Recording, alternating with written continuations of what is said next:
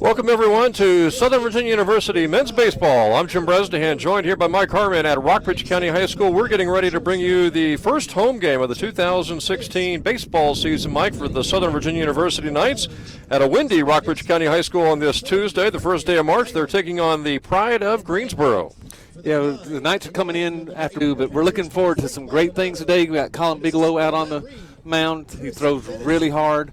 Hopefully he can keep the ball low enough where they don't lift it up and send it out over this little bit short outfield fence. You know, and I know the Knights a year ago about this time, they were really having a hard time getting games in. And they haven't played in a week and a half, as you mentioned. They've had some games postponed, like last Saturday, some home games against Penn State Mont Alto. But still, they've been able to get 7 games in during the month of February, 3 and 4 in the season. Yeah, that's kind of amazing after last year when every game got rained out or snowed out. And with the weather now, mid-50s and a little bit of a breeze happening, it seems like a summer compared to what we saw a couple weeks ago. And they'll be facing a Greensboro Pride team that comes in with a record of 4-9 on the season. These two teams were supposed to meet at Greensboro 4th, snow and the rain and the ice. And so now the first meeting of the 2016 season will come in this home opener today for the Knights. Well, hopefully, again, the Knights are able to find some of that rhythm that they got a little bit earlier on in the season, and we'll be able to see them pull out a win and even up their record. And the Knights will be starting Colin Bigelow. He'll be the starting pitcher, right-handed pitcher. Last season, he had 6 games started, 1 and 4 in the season, 6.55 ERA. And in fact, when you talk about comparing this year's roster to last year's roster, a lot of familiar names missing from this year's team from last year's team. And the 3 hitters that really stayed out last year were Giovanni Prado, C.J. Andrus, and Mason Hildebrand. Yeah, 2 of those went ahead and graduated, and Mason decided that his major was going to take a lot of time and going into the season, and so he just kind of begged out and said, you know, please bring someone in that'll take my place. And so Coach Mann has brought in a lot of new players, a lot of exciting players, and a lot of players that'll be here for a couple years. And they're missing pitchers from last year, guys who really stepped up and threw some great games for the Knights during the 2015 season, like Bradley Jackson and Chris Madison. But they do have some familiar faces out there on the mound. Starting today, Bigelow, who's getting ready to throw his first pitch, Mike, and Justin King, the left-hander, also is back on this year's roster. Yeah, a lot of good continuity for the Knights. They're looking to build off of last year. They were picked to come in last in the conference this year, and I talked to Coach Mann, and he just doesn't believe that's going to happen. He's hoping to get that 6th spot. Brandon Soden, the opening hitter for the Greensboro Pride, and a couple of balls thrown so far by Bigelow. And you look at last year's team, Knights came very close to making the Capital Tournament. They really were in great position, kind of stumbled a little bit down the stretch, facing some very tough ball clubs, but really overall a very successful season. They can look back and see some of those early games that they missed because of weather really didn't let them develop as fast as the coaching staff wanted them to. So that's why it's so great seeing them be able to get out and get 8 games in by the 1st of March, just be able to work out some kinks before they do hit the conference season. I believe they're supposed to be playing on the road tomorrow at Eastern Mennonite, schedule-wise, and then at Averett for the weekend. But I know we've got some either winter precipitation in the way of maybe some snow or some rain, a little mixture there coming up on Thursday into Friday. I know we've got a softball doubleheader scheduled for Friday, but that may not occur. We'll see. That may not occur with the wintry mix that we have. And then it's supposed to get up into the 70s. Bouncing ball is short, deep short. Let's see if they can get him. Nope. Just too much of a play there to make, Mike, and the opening hitter is on for Greensboro. Yeah, and that's, again, not something that you want to start out with.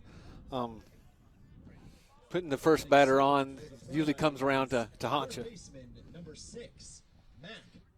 So Matt Graham, junior third baseman, will come to the plate now for the Greensboro Pride. They got their opening hitter on, just underway here in the first inning.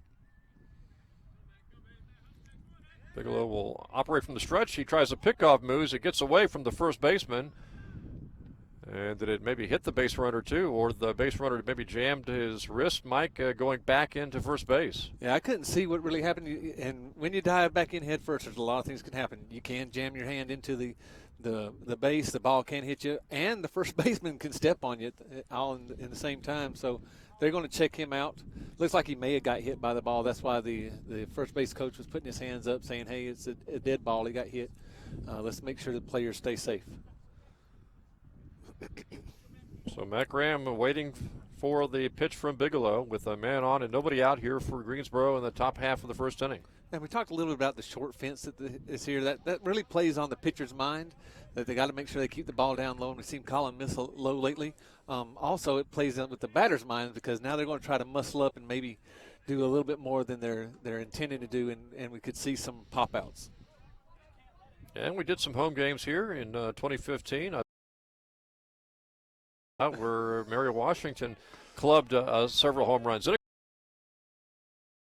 Harrisburg sweep by the Knights. They hit some home runs in that game. Here comes the throw down to second base, over at the head of the second baseman into center field, but the base runner, after picking up the steal, will stay right at second base. So Soden gets the steal of second.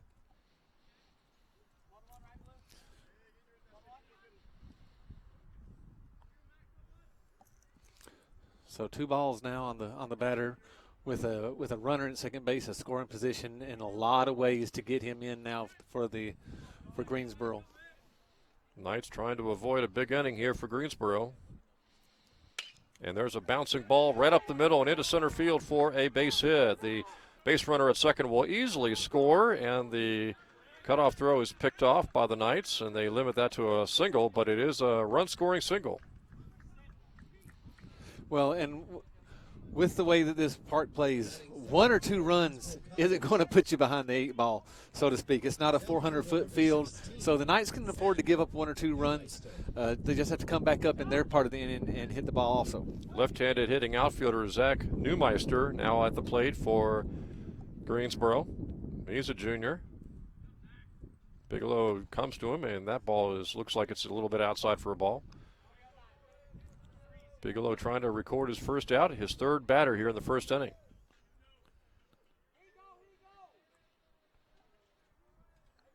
Runner takes his good lead at first base, and there's a called strike. And sometimes that's all it takes is 1 strike to get you find that rhythm and get you back into the groove.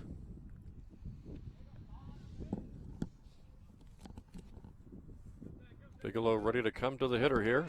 Now he goes over to first base and drives Matt Graham back to first. And it's pretty important to keep these base runners close. You don't want them to get a running start into anything.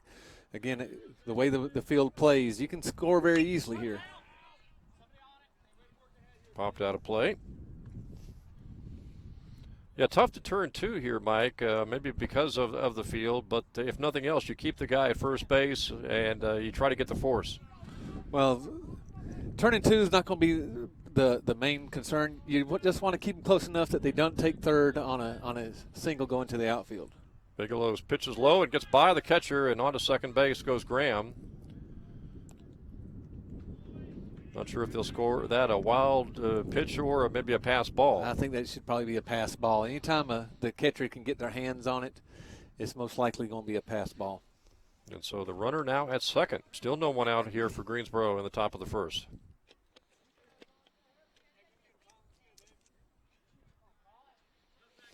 As we mentioned, Bigelow started 6 games last year for the Knights. Took something off that pitch.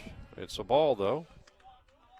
Ooh, and that looked kind of good from here. We've talked about this before, Jim. We're not the umpires or the referees or anything, so then we're not behind home plate. Looks good to us. May not be good, but I'm sure Colin was wanting that pitch to be called. Without question. And that one's low. Runner will stay at second as the hitter, Neumeister, draws the walk, and so now first and second, nobody out. And they'll talk to Bigelow here as he's faced 3 batters and yet to get a batter out. He's got runners at first and second, nobody out. Already a run in here for Greensboro. And it could be just a case of nerves for him. It's the first home game, wanting to make sure that they're able to perform well. We got some fans here, and again, wanting to be the pitcher to get the first win at home always puts a little bit of extra pressure on you. Knights will not have another home game until February, or something like that, March the 12th, the doubleheader with Salisbury. And I know February was the problem last year, but around here, Mike, obviously it rains quite often in March too. So Exactly. March and April. So. Yeah, the more we get closer to the end of March, the more stable the weather gets for us. But anytime we can get things in, and we have to say that both softball and baseball have done a great job of trying to find alternative fields to go and play at because of the snow that we had here. I know one time they had a home game down in North Carolina. So it was both coaching staffs for both sports doing a great job trying to make sure that they find fields that their athletes can get out and participate in their sports so they can get ready for the Capital Athletic Conference opener. So Brian Roberts, senior, now the hitter for Greensboro. And we'll see what Bigelow can do here, trying to get it out with runners at first and second and nobody gone in the top of the first for Greensboro. Showing bunt, Robert bunt right to the pitcher Bigelow, fires to first and gets that first out. Now runners at second and third, one gone. That was an important out, even though it was a nice bunt by Robert to move the runners up. For Greensboro College is the catcher, number 26, Andrew Ray. Well, it's always nice to get the first out, but Greensboro did a great job of advancing the runners with one out now. And again, scoring from second and third becomes so much easier than trying to score from first and second. The Knights are really going to have to tighten down, not only pitching-wise, but their defense is going to have to be a little bit more sturdy. And that ball gets away from the catcher, and the runner from third scores. And Greensboro now has their second run of this first inning.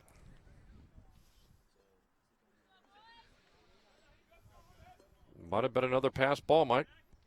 I believe you're right, Jim. They all probably scored that officially as a pass ball. And so the hitter now, Andrew Ray, Jr., has a runner at third. Still just one out, and Greensboro on top here 2-0.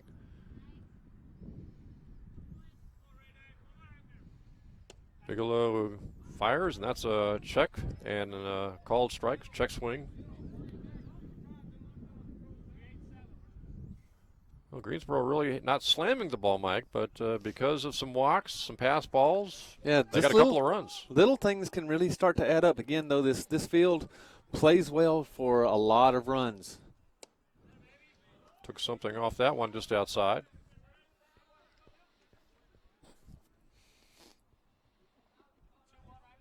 Bigelow would love to get out of this inning with only allowing just the 2 runs that have already scored. Oh, if the Knights could do that, they would feel really fortunate. Bigelow's pitch popped up and out of play.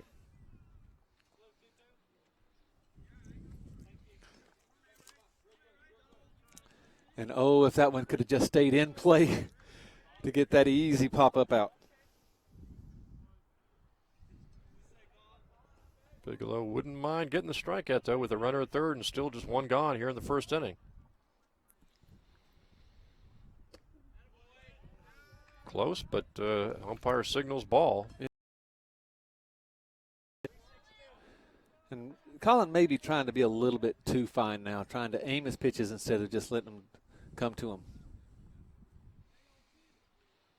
Bigelow's pitch is ripped. Picked up by Bigelow. He's got the runner at third hung up. Let's see if they can handle this play. Knights trying to drive the ball, the runner back to third. They nail him at third base. Good play by Bigelow. He could have easily gone to first and allowed the run, Mike, and chose to go for the third base runner. And that pays off for the Knights as the hitter goes down to second base. But now there are 2 gone here in the first inning. Well, plus all the Knights in that rundown did a great job making sure that they kept everything inside the line so they didn't hit the batter and then run the batter back and get him out at third base. You always want to send him back toward the base to try to get him out. And that last throw back to third base, the most important. You don't want to throw too late and allow the runner to get back. Then suddenly at second and third and still one out. So here's another left-handed hitter, Adam Murray, coming up for Greensboro, but now there are 2 gone in the inning with the runner at second.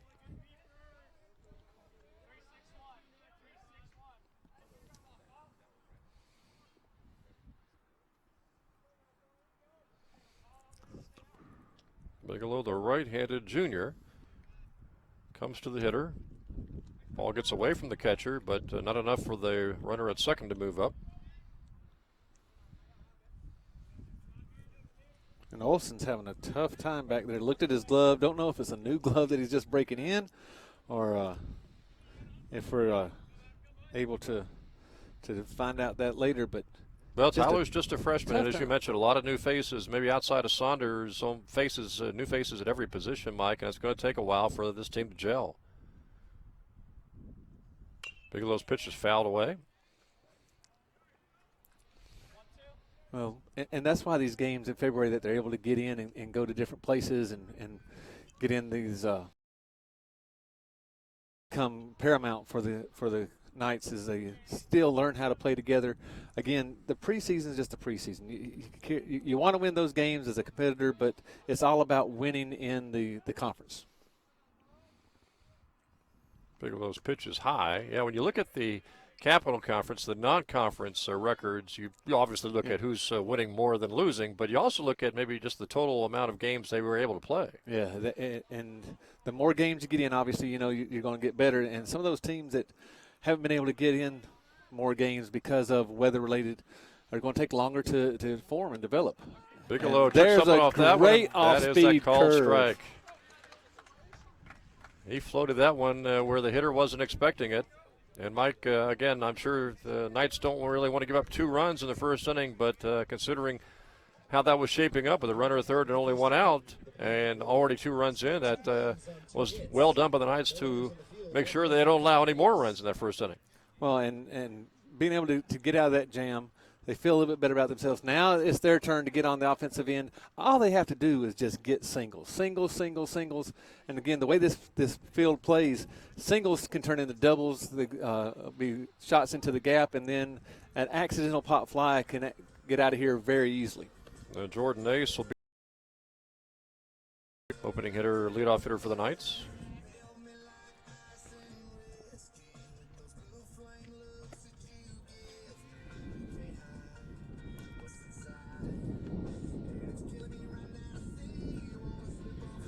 Well, we mentioned a lot of new faces. When you look at the batting order, Mike, I would imagine maybe the only familiar face from last season as far as starters go would be Ryan Saunders. Yeah, and Ryan is a great senior, a lot of good leadership. They'll definitely miss him next year. But, again, these kids that the coaching staff has brought in, either from junior colleges or from high schools, great talent, just a great amount of talent. And once they start gelling and feeling confident with each other, this is going to be a really fun team to watch. Zach Brannon, a right-hander, freshman, will be the starting pitcher here for Greensboro. And as we mentioned, the freshman Jordan Ace will be the opening hitter here for the Knights in just a few seconds.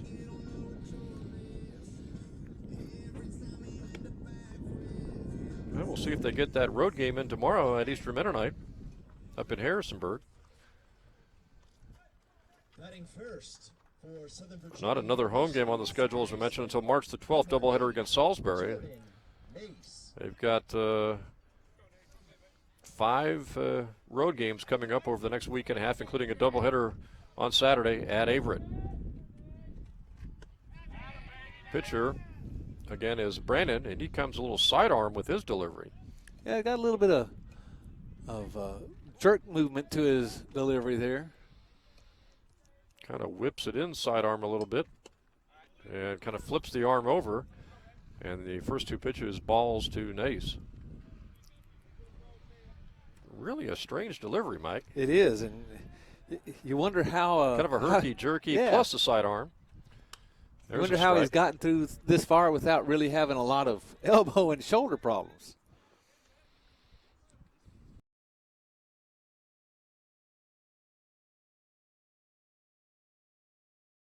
You wonder how difficult that might be for a hitter to really pick up the flight of the ball. That one is driven to left field for a base hit for Nace.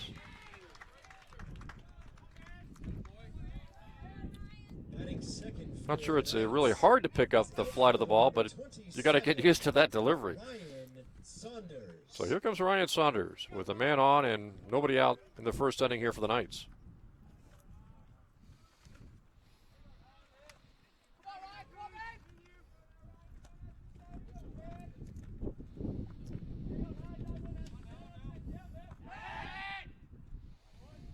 Yeah, not a lot of velocity that he has on his on his ball. We're going to have to rely a lot on movement. If the Knights can stay back, keep their hands back, we're going to see some line drives just like we saw a few minutes ago. Saunders waves at a pitch. And that's why we said keep your hands back. Yeah. Knights would like to get the big inning. At least a couple of runs here in the first. And for that to happen, maybe Saunders really needs to do something here with Nace on first base.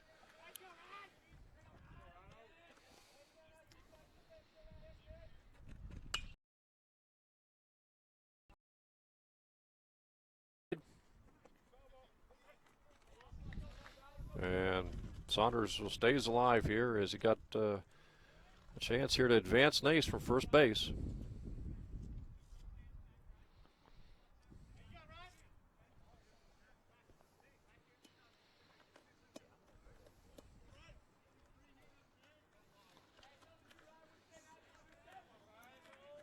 Another freshman, Marcus Begg, is on deck.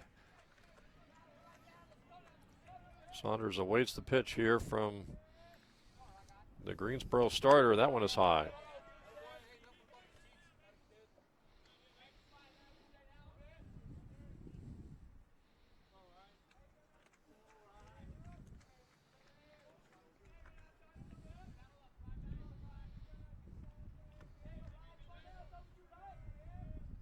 Brandon comes to Saunders again. That one is drilled right to the first baseman, who stabs it and steps on first for the easy double play.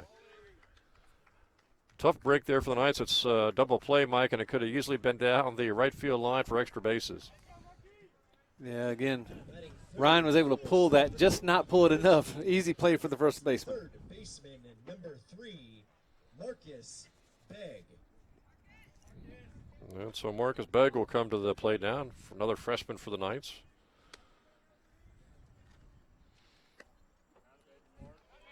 Craig Reeves, another freshman for the Knights, is in the on-deck circle as the cleanup hitter.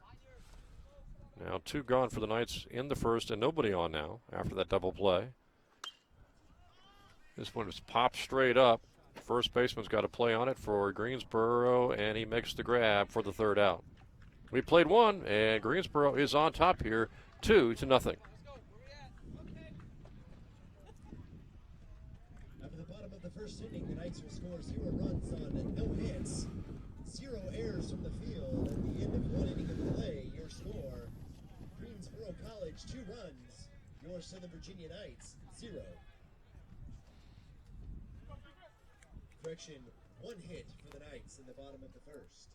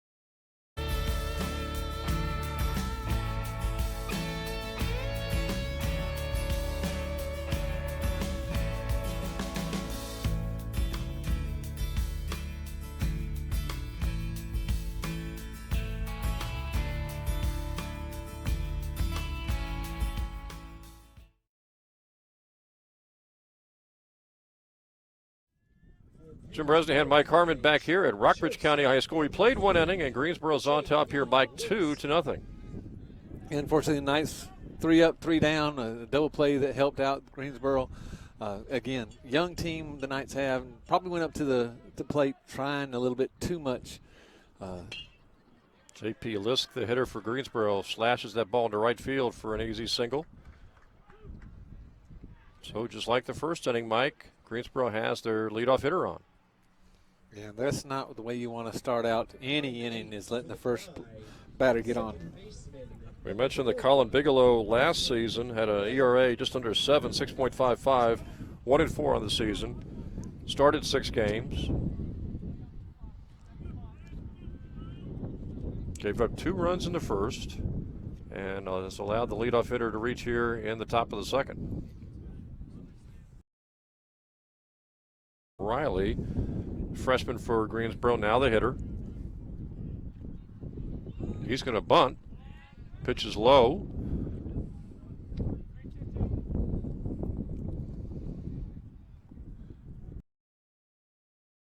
Standing up in the box, that he's not looking to do anything but maybe sacrifice a bunt.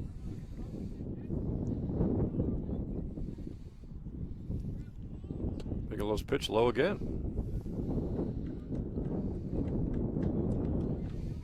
New catcher, of course, behind the plate, the freshman Tyler Olson. Well, and right now, Colin's just got to try to aim for the bat, get the out. He's offering an out, get the out. And that pitch is a ball. No, I think he called that one a strike. He called a strike, so that's Yeah, the first strike. The umpire's not very boisterous or animated with his strike call. But it was an important strike for Bigelow to get. Very important. Almost picked him off. Oh, very Runner back.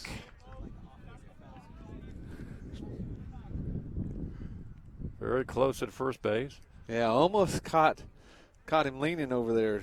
Reeves may have been thinking about taking off.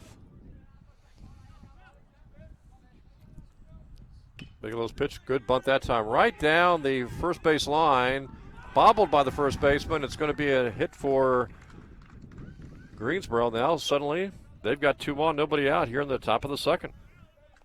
As the first baseman Reeves tried to make the play, and the pitcher was going to cover Mike. And even if he handles that ball cleanly, it was going to be a tough play to make. Yeah, it would have been a tough play to make, but again, you got to give yourself a chance to make that play. But otherwise, that Riley, great bunt. So first and second, and nobody gone here in the second now for Greensboro. James Wilkins, senior outfielder, he'll bunt. Bigelow takes it over to third. And they get him. Big out and a gutsy play by the pitcher.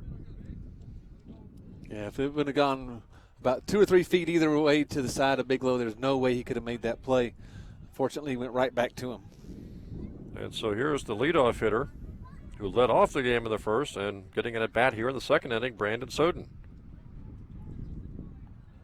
Next at bat for the Pride. Well, you don't figure Soden's going to be bunting, so with first and second and 1 gone, now you just have to bring the ball to the plate, Mike, and avoid walks.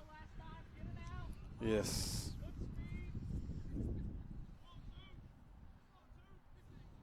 Bigelow check. 1.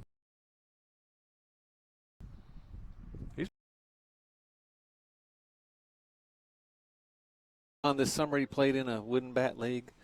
He worked on his control and change of speed also, and hopefully he'll be able to settle down, and this will be one of the last rocky innings that we see from him.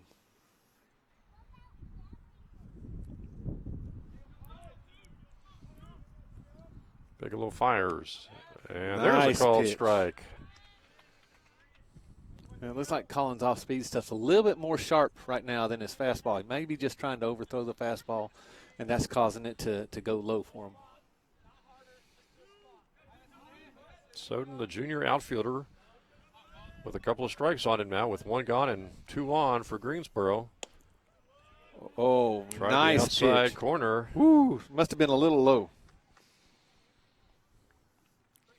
But that's not too bad. When 0-2 count, go ahead and see if you can catch him trying to go fishing and chase something. Now we'll see if Bigelow fires or maybe change the speeds again. Fires and a strike. Big strikeout there. So now 2 on, but now 2 out. It started this inning first and second, Mike. Nobody gone. Now first and second and 2 gone. Well, again, Knights are starting to settle down a little bit, doing a better job of limiting some of the opportunities that Greensboro may have. Matt Graham, junior third baseman, comes up.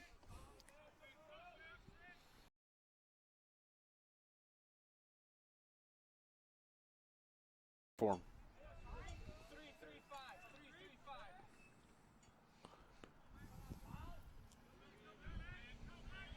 Runners take their lead at first and second, and Bigelow's pitch is fouled back. Quickly 2 strikes on Matt Graham. And this is where Colin wants to be. He wants to be ahead of the pitchers, batters, because now he can really start to nibble a little bit. And just when they don't think that he's going to bring a strike probably high and inside, he can bust it right there, get out of this inning with no runs scored. Bigelow gave up 2 runs in the first, trying to get out of the second without allowing a run. That one's low.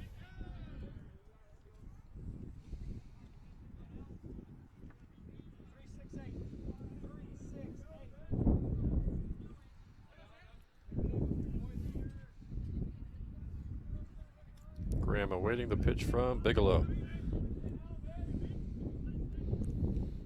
Took something off that one. Oh, me. Must have just been a little inside. Yeah, and I'm sure it really fooled him up there because he was trying to bail out of the way.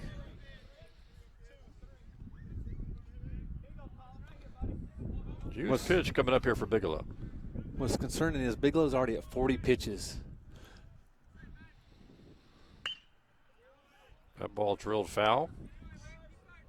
Don't know, of course, if the coaches were thinking maybe from the very beginning to maybe let them only pitch 3, 4, 5 innings and switch. Well, I think Colin's considered probably their number 1 pitcher, and they were hoping that he would get a lot more innings in today.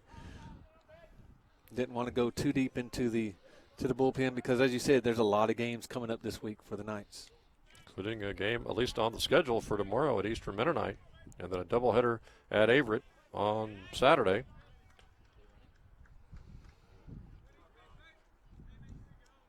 Catcher will get together with Bigelow and talk things over. Bigelow had the Mike.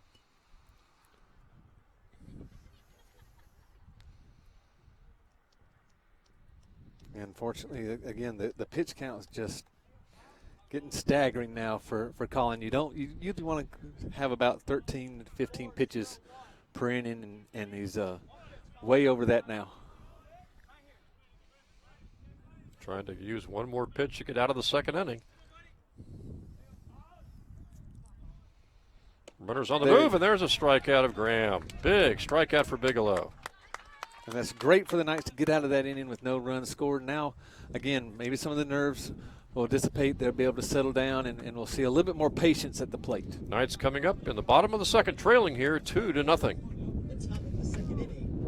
Greensboro College will score 0 runs on 1 hit.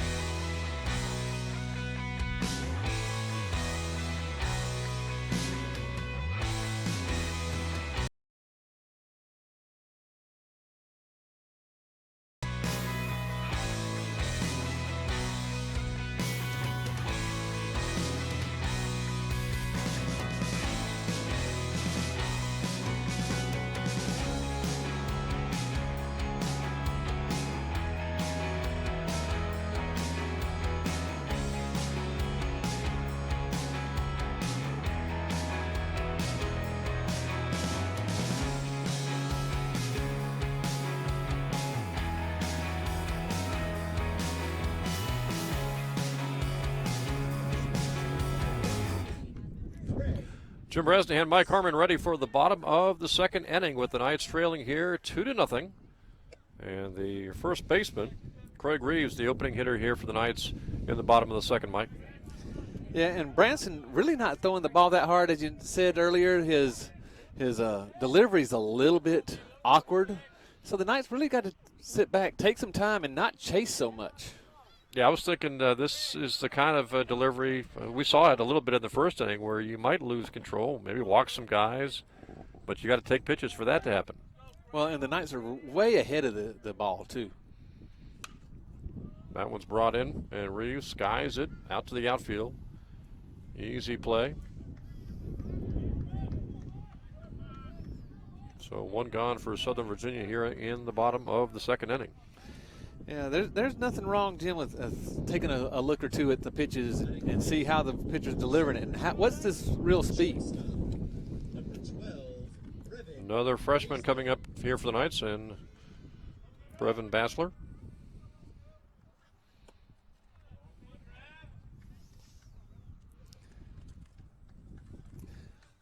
And then he'll be followed by the catcher, Tyler Olson.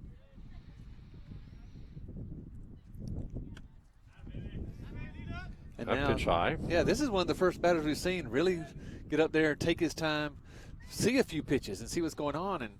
And we see Branson having a tough time, or Brannon having a tough time. That pitch is low. So now Bassler's in the driver's seat. I'd be looking for something right down the middle or nothing at all. See if he draws a 4-pitch walk here. That's a strike. Well, and the conventional wisdom is 3 balls, no strikes, don't swing, but you know where the pitcher's going to bring the ball. So 3-1. That might have been a little high. It's fouled back. yeah, that could have been the ball 4, and you saw his face when he turned around. Well, I don't know if that was a reverb or if that was because he swung at ball 4. I think it's because he swung a ball 4. It's not cold enough to sting those hands right now. That one's grounded up the middle. Fielded by the second baseman. Fires over and just gets him. Good play.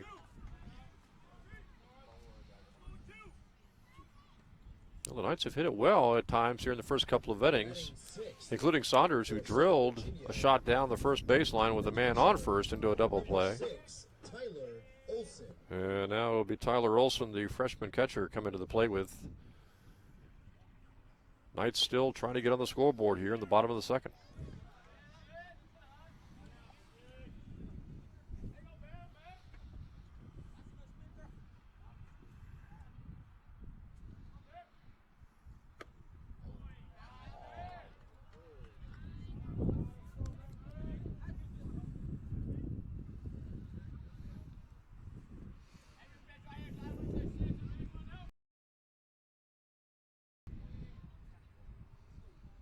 Olson swings and drills it down the third baseline, but foul.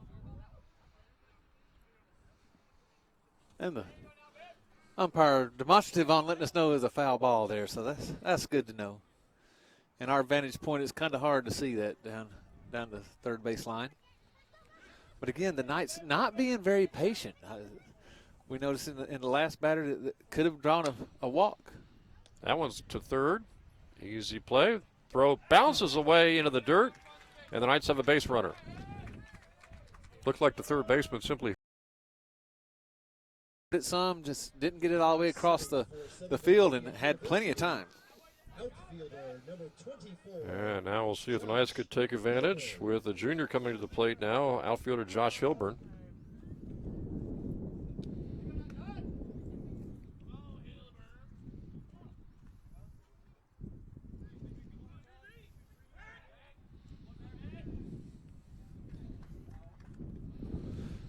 So now let's see if the Knights can come up with some 2-out magic.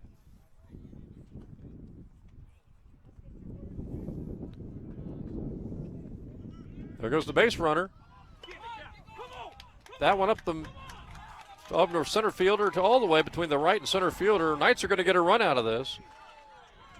Throw over the head of the catcher, and it's going to be a triple for the hitter, and the Knights have their first run here, Mike, of this ball game. The bottom of the second inning proving to be, at least so far, a nice inning for the Knights, who get a long shot over right between the right and center fielder. Well, and again, great patience that the Knights was showing up there at the plate. So Hilburn does the job, driving in the Knights' first run. So now Nick Carter, the designated batter, will come up. He's got a chance to tie the game by driving home the runner from third. Oh, and a huge swing. And again, all you have to do with the way this field plays, all you have to do is make solid contact with it. And we just saw a triple. Cody Davis is on deck. Carter fouls that one back. So a huge hit by Josh Hilburn, and the Knights now trail just 2-1.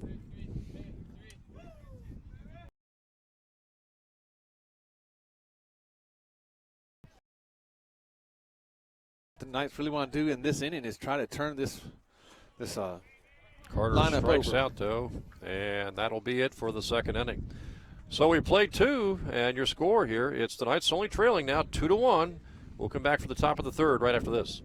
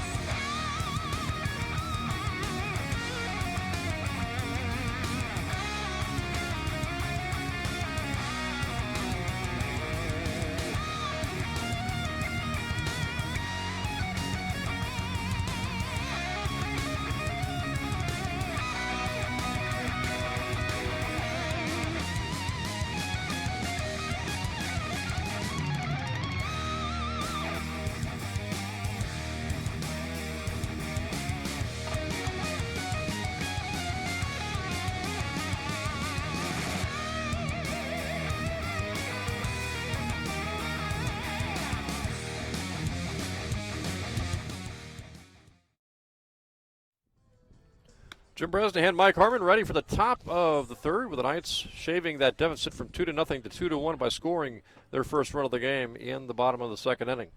Well, again, we saw the triple come off of the batter just going with the pitch, keeping his hands back and not trying to do too much with it. And now we'll see if Colin Bigelow, who settled down a little bit in the second inning, Mike, and didn't allow any runs, can maybe get through a third inning without putting base runners on, because as you mentioned, and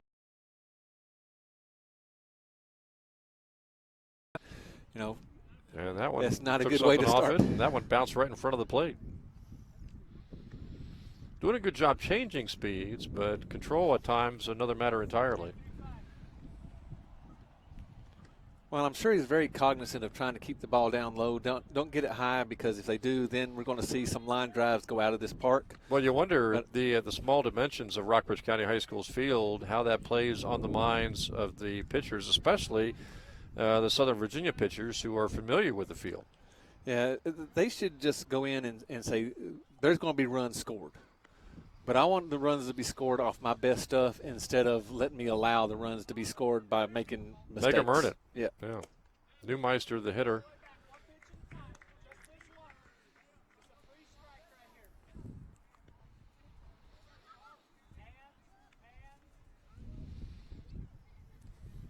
Well, Bigelow doesn't want to allow any runs, Mike, but he certainly wants to start getting in ahead of hitters, and that one he walks. Neumeister draws the walk.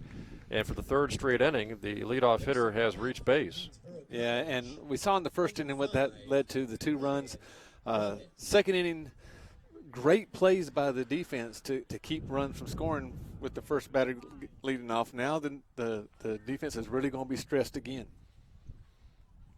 And Brian Robert, right-handed hitter, up there for Greensboro with a man on and nobody gone here in the top of the third inning. Took something off that pitch. And that's what you want to do. The national statistics say that if you start off with the first strike, you're going to get that batter out about 65% of the time. Put him on the defensive a little bit, maybe keep him guessing. Throw over. Runner got back. The ball gets away from Reeves, the first baseman. And they'll stop him at second base.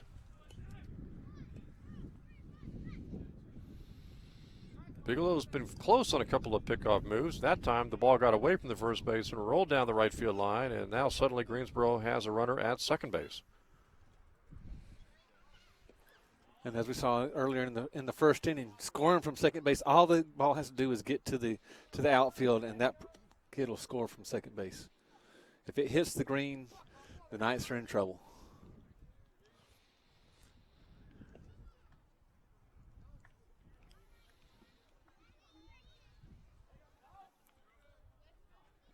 Bigelow comes to rob it. That one gets away from the catcher. So, Mike, the ball has not actually been hit by Greensboro, but they got a walk. Moved over to second base on the attempted pickoff, and then the ball gets away from the catcher, and suddenly Greensboro's got a guy at third with nobody gone. Now Greensboro has all kinds of options to get this run in, a sacrifice fly, any type of mistake that the defense makes of the Knights, and obviously any single.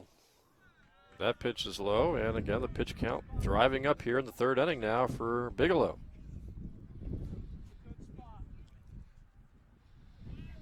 He was hoping to get out of the inning with allowing any runs and get out with not having too many pitches, Mike, and still could get out of this inning without allowing any runs, although they got a runner at third base and still nobody out, but the pitch count continues to drive upwards. Yeah, in order to get out of this inning without any runs being scored, we're going to have some strikeouts. Right here. Some hard ground balls hit to infielders. See if Bigelow maybe can strike out Robert, the current hitter for Greensboro. And he did. Huge strikeout for Bigelow. Well, that's a great start. What's he got now? 3 or 4 for the game. Yeah, he's up to 4 for the game now. Number 26. Still only one out though. And added Drew Ray, junior hitter, up there here for now Greensboro. Don't need the strikeout here, but really could use a pop-up on the infield maybe. Bigelow took something off there. There's a called strike. That seems to be his best pitch so far today. Especially with the first pitch to each hitter.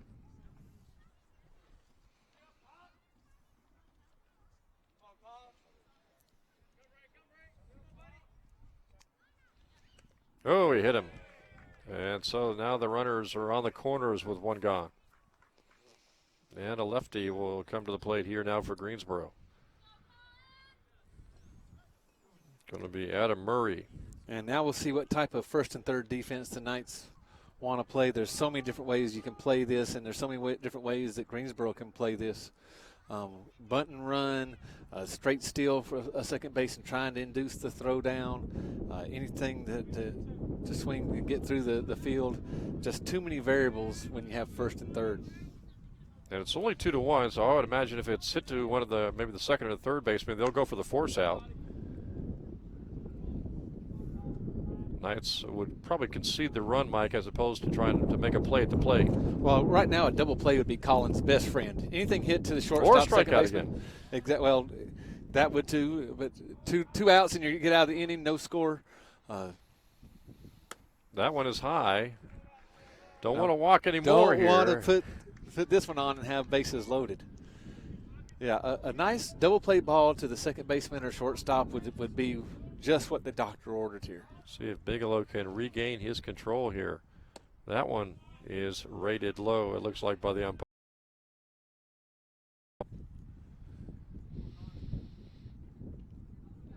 And unfortunately for the Knights, Collins just hasn't been as sharp as they needed him so far today. And it's bases loaded. Still just one out. Now you got a four. And you can look at it, maybe a strikeout, a pop-up, or a force out to get to that second out, Mike. But you got to wonder, even if Collins able to get out of this inning without allowing any runs, how much deeper into the game he's going to be able to go. Yeah, like we said earlier, his count is really getting up there. 58 pitches so far in 2 1/3 innings, and hadn't even finished that. You see the Knights infield drawn in. They're going to try to take anything away from home plate, any kind of ground ball, cut it down, and go home to first.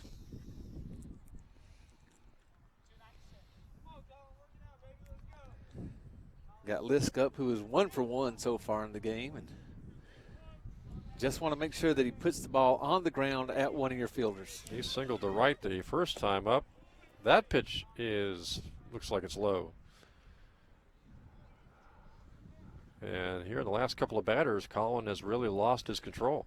Yeah, after he hit that one batter, we saw 4 straight balls. Now that's 5 straight balls. And that's something that he really has to work on, is his mental toughness. That one's high and outside. So now it's 2-0, Mike, and you really want to get a strike. But then again, with bases low, you don't want to groove one. Exactly. And again, what Coach Mann has to start thinking about is how long is he going to let Colin be out there. You know, he wants to show him a lot of confidence, but also this is a game that you can win. And that one is high. So now it is 3-0. And for an umpire that has a very small strike zone, I mean, he wants it to be a hitter's game, and you just have to play the way that the umpire is going to call it. Big pitch here, 3-0. Called strike.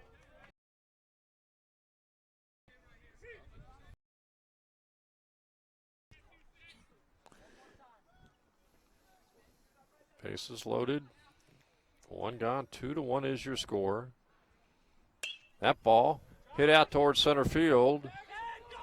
Here comes the throw home, and it'll be cut off. Run scores. And they throw it away, trying to get the runner at second base, and that's going to lead to an extra run here for Greensboro. Could have been maybe a 3-1 ball game, Mike, and maybe you get one more hitter out and you're out of the inning, but now it's 4-1. Again, just mental errors early in the season, and this is something that Coach Mann will be talking about in practice, and use this as a teaching moment. Well, really, it was going to be tough to get the runner at second base, and really probably no need to even try that attempt. So now it's 4-1. And Griffin Riley comes to the plate here for Greensboro. Runner at third, 2 gone. And the Pride have a 4-1 lead. That ball's fouled back. Suddenly a wild pitch, Mike, or a hit, and suddenly it's 5-1. And again, just unfortunate. Small little mistakes can lead to just great numbers up on the scoreboard.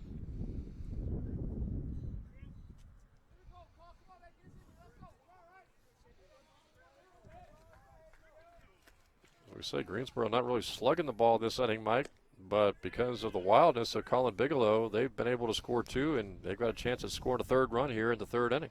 Yeah, base on balls, a hit batter,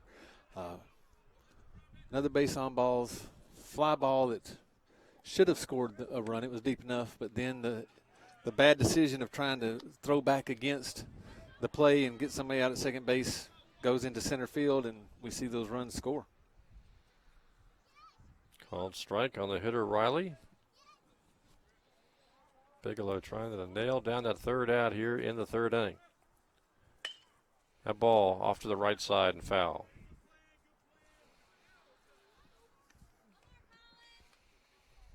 Well, you just have to go from where you are, and if you can get out of this inning without allowing another run, it'll be 4-1, and the Knights will try to go to work offensively in the bottom of the 3rd.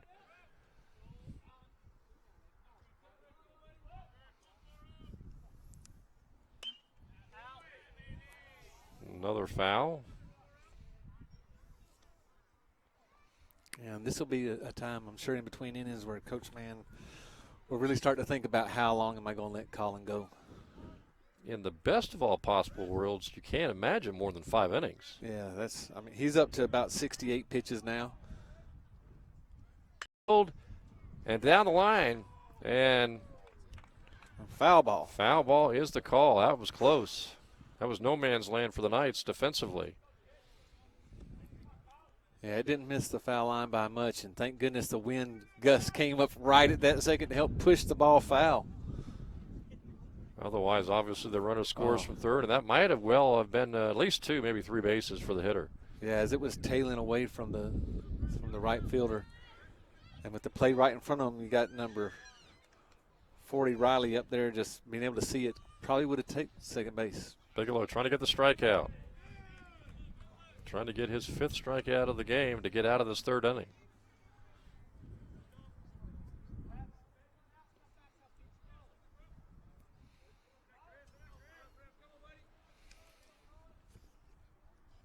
That one's low. Cullen continues to struggle with his control. Again, we don't know what's going on, but it appears he's just trying to be too fine. That one's high, another walk batter. Runners at the corners and still 2 out. Next at bat for the Pride. And what's frustrating, I'm sure, for the coaching staff, only 2 of the runs are earned. So out of the 4 runs that the Greensboro has, 2 of them are earned, 2 unearned runs. Those are things that you got to work on and try to eliminate.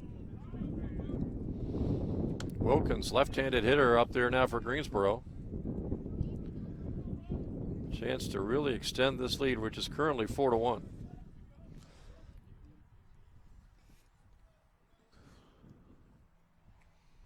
Runners at the corners, and there's a called strike. Well, the good thing about baseball is there's no mercy rule like there is in softball after 5 innings.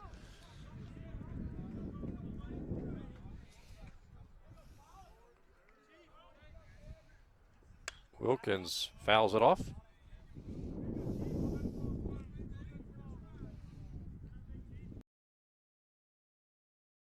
We'll see if Bigelow can maybe nail down that 5th strikeout to get out of this 3rd inning.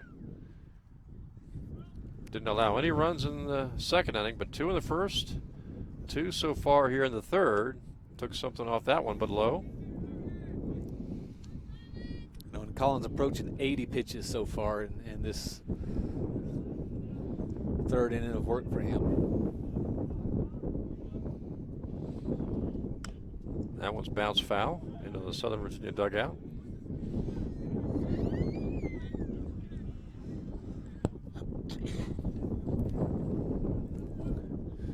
And the good news is the wind's starting to pick up, but it's picking up blowing in, not out. So the pitcher should have a little bit more courage of bringing the ball down in the zone. Bigelow's pitch is low.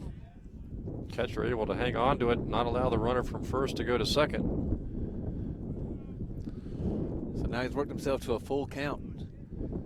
And after starting out two strikes. See what Wilkins does here if he takes. Nope. Foul ball. And Wilkins is doing just a great job of just slapping things foul that he doesn't like, working the count, and again, in working the count, working the amount of pitches that Collins having to go through.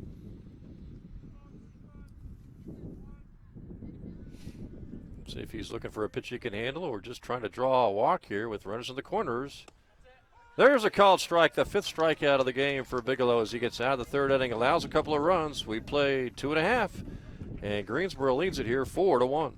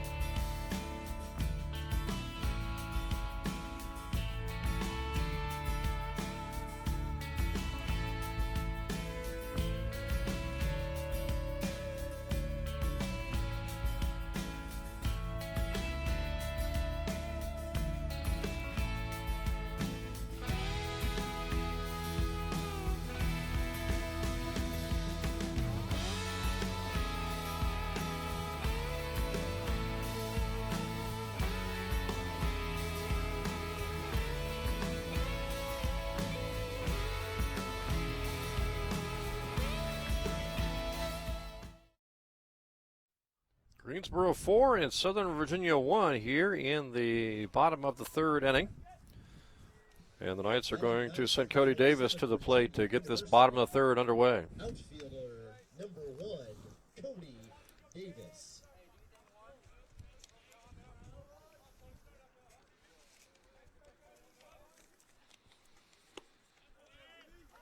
Called strike. Looked a little bit low there, Mike. Again, our vantage point's a little bit skewed, I think. I don't know. It's hard to read what this umpire's calling for strikes now. Cody Davis swings, drills it down to third base, fielded. Short throw again, gets away from the first baseman. Third baseman from Greensboro really having a tough time on a couple of attempts there, Mike, to get the ball over to first base. He's fielded cleanly, but underthrown on both occasions. Number 8, Jordan Nace. So the Knights get their leadoff hitter on.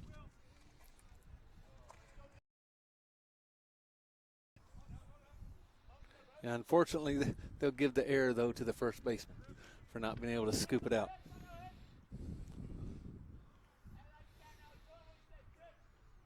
Knights have a runner at first. Nobody gone here in the bottom of the third. And they'll try for the steal and get it. Oh, and got it by a long shot. Greensboro not expecting that with the Knights down by 3. Well, and with the, as we talked about, Brandon's delivery, it's very long, very slow. So I know the amount of time it takes to get to the catcher, and Knights hit that ball to the outfield. That's going to score a run. Going to be 2 bases for Southern Virginia. Jordan Nace with the double. And just like that, it's 4-2. So Nace with a big hit. And the Knights get their second run of the ball game.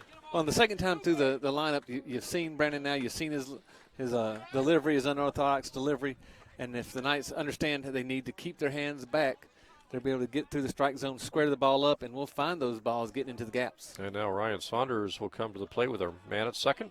Still nobody out here in the bottom of the third. Saunders hit the ball hard the first time, right to the first baseman. Pitch is low. And suddenly, despite for all the struggles that Colin Bigelow's had with his control, you get a single here, and you're only down a run.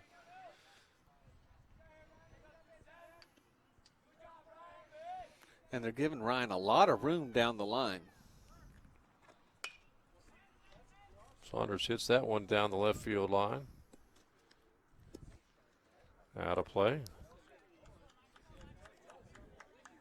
Yeah, if Ryan could pull it down the right field line, a lot of room going down there. You put that right on the line, and you're probably going to get 3 bases down the right field line at least. Pitch is outside. Well, you see they're trying to keep everything away from Ryan, not allow him to turn on the ball and pull it.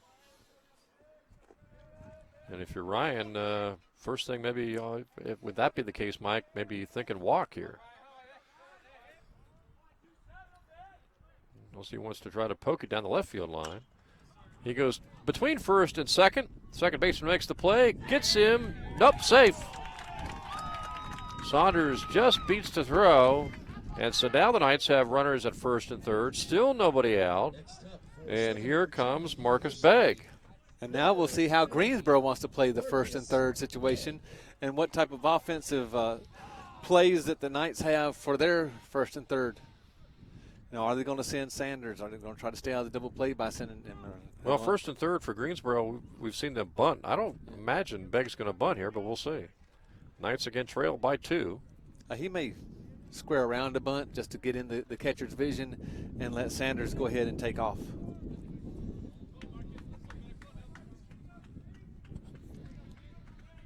Saunders takes his lead. And that's gone.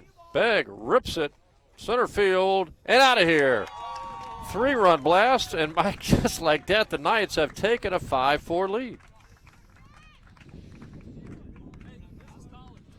And you called that one right over the center fielder's head, who made a grab for it at the fence, but no chance.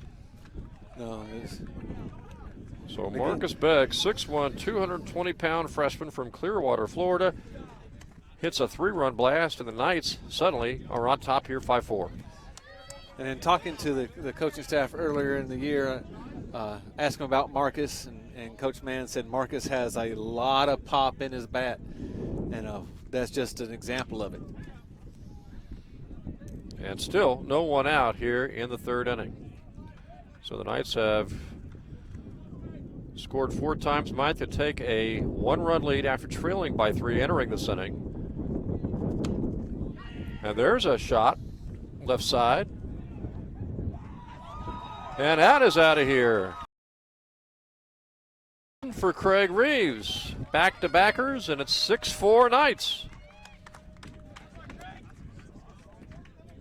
So Reeves, the 6'1", 180-pound freshman from Houston, Texas, blasts a homer, and the Knights have scored 5 times now in the third inning and taken a 6-4 lead. And talk about a game that has turned around here, Mike. Knights trailed by 3 entering this inning, still no one out, and now they've got a 2-run lead. Well, we talked earlier about the velocity of Bannon and how it wasn't something that was overpowering. It was just his delivery. The Knights get through that first rotation and get through the batting lineup, Get a and good now look we see at him him. really jumping on him. And now the question becomes for Greensboro. They got someone warming up in the bullpen, but how much longer will they go with Zach Brandon? And now, if you're the Knights, you're thinking, let's get a few more here and try to pile up a nice lead for Bigelow for the 4th inning. And we'll see if the Knights can extend this 2-run lead, maybe to 3, 4, 5, Mike. And will that take some of the pressure off Colin Bigelow and maybe allow him to settle down and just throw strikes? Try to maybe extend his stay in this game, maybe let's say to the 6th inning. Well, and a lot's going to have to depend on Colin, too. You can't go and be pitching about 24, 25 pitches an inning and expect to get past this next inning. Passler, the hitter. So the Knights have homers by Begg and Reeves, back-to-backers. Begg was a 3-run homer, and Reeves solo shot, and the Knights have a 6-4 lead here, 5 runs in the third inning. And 5 quick runs.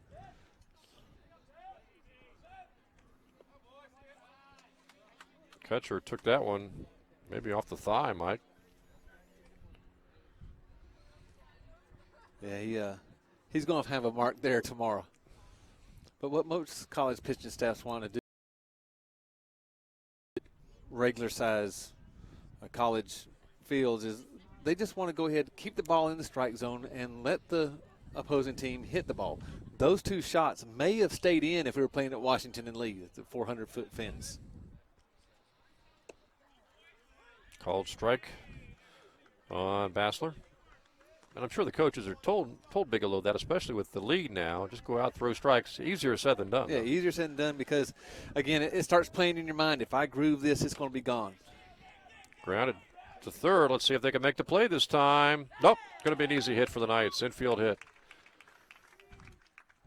Just in no man's land. The third baseman for Greensboro's in the 3. There was no way he was going to be able to make the play. He was playing back behind the bag. Big, huge swing at it. Kind of gets you back on your heels, and then when it comes up that soft, there's nothing you can do. So here's the catcher, the freshman Tyler Olson, with the man on, and still no one out here in the third inning.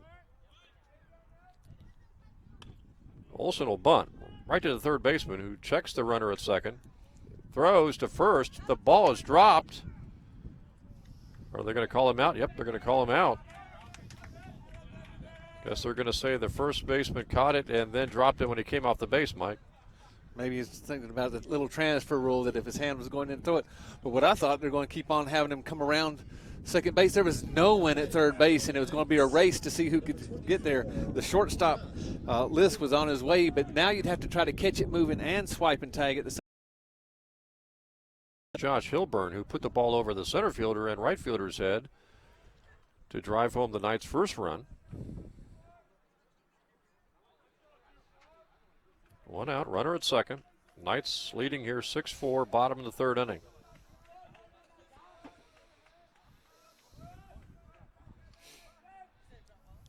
That one's grounded to third.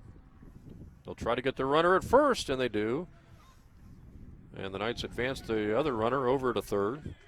as Bassler gets into third base with 2 gone now, and here is Carter, the DH. Now batting for the Knights, number 5, Nick Carter. This would be a big run, Mike, if they can get him home here. This would be a huge run. Great way to keep that momentum going and get closer to almost turning the lineup over again.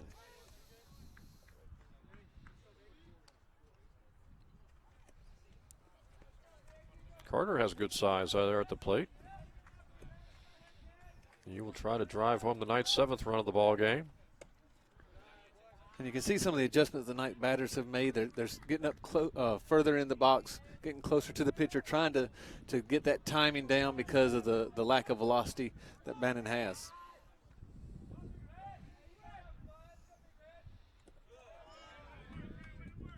That could have easily been problems, but the catcher for Greensboro able to block that pitch. Yeah, nice slide.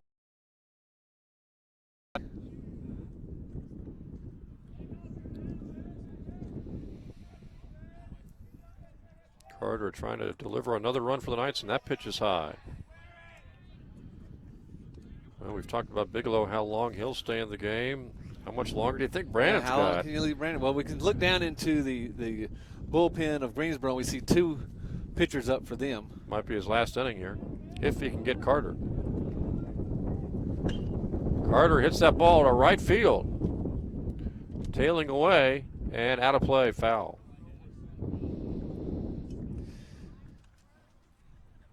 And on the delivery of that pitch, we really felt a gust of wind blowing towards the right field line. And you could see the ball just really tailing off as it got up into the wind. Got a wind advisory in effect, but I don't think it actually officially starts till tonight. Which ought to tell you about the winds overnight into Friday. Or into Wednesday. Here's Carter swinging and fouling again. And again, we've got a doubleheader scheduled for Friday for softball, but latest forecast I've seen for Thursday into Friday, a little rain, snow mix possible. Yeah, and actually the same thing for late next week, when a week from Friday they're talking about a softball doubleheader. So that ball is hit slowly, going to be a tough play. Fires to first and gets him. So Carter is out, and we have played 3 innings with your score here. Southern Virginia 6 and Greensboro 4.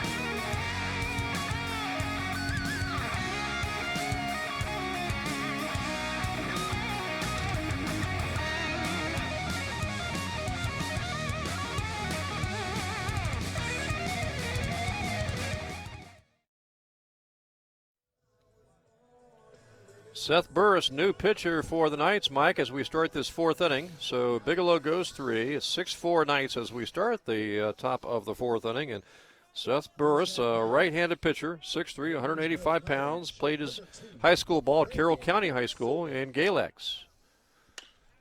And first pitch it to shortstop.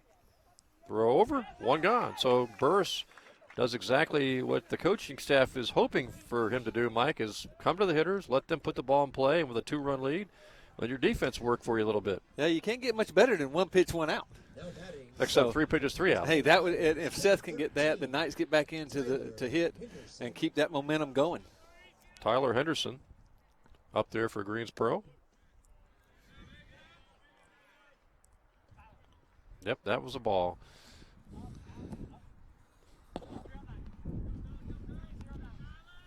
But it looks like Burris is going to come right after these hitters, Mike.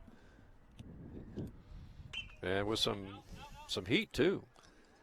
He's not fooling around with off-speed stuff. He's coming right after him. Well, he's sitting there and watched and saw Brandon and Bigelow and some of the things that they had gone through, and he's just decided he's going to come in and challenge the hitters. Popped up and out of play. So it's 1-2 now.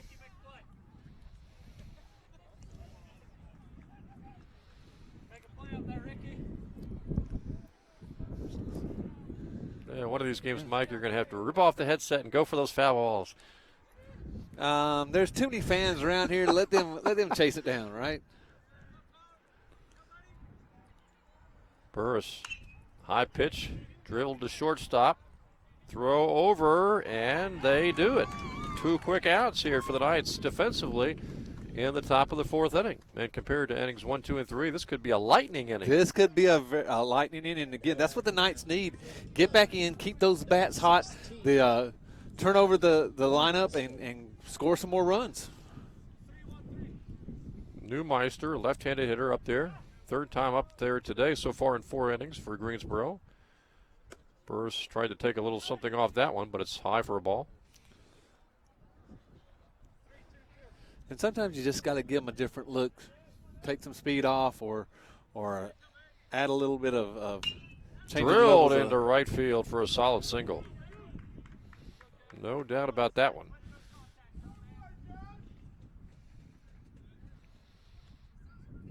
Still 2 gone here in the 4th.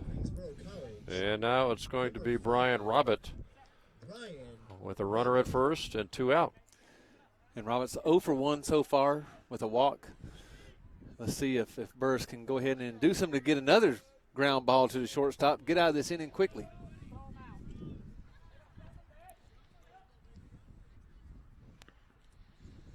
Runner goes, throw down.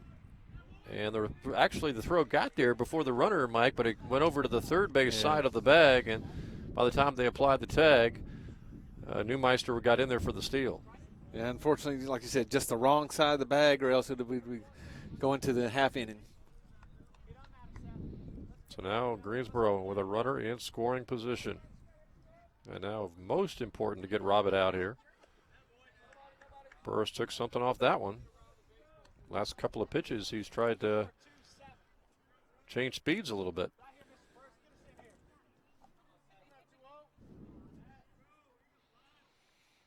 Going to take a hit, most likely for Robert to drive home a run. Burris's pitch called strike. And that's all that Seth really wants to do is just, if he can keep the ball right there, he'll induce some more ground balls.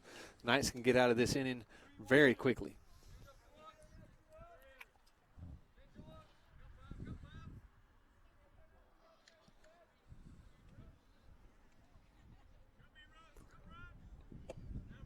Outside. And this is the first batter that Seth has really gotten in some trouble with here, going 3-1.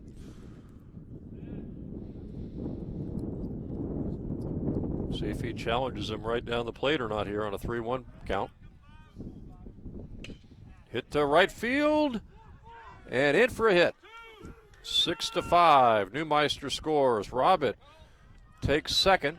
He'll get a double down the right field line, and the lead is down to 1.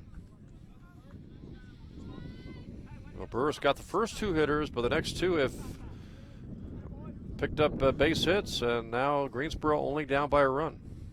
Well, and we've seen games in this this field before, and you're not going to have a 3-2 game here. You're going to have more than likely multiple, it'll be like 14-12. Yeah, 14-12. We're looking for double digits, really. Andrew Ray, catcher up there. Ray's also 0 for 1.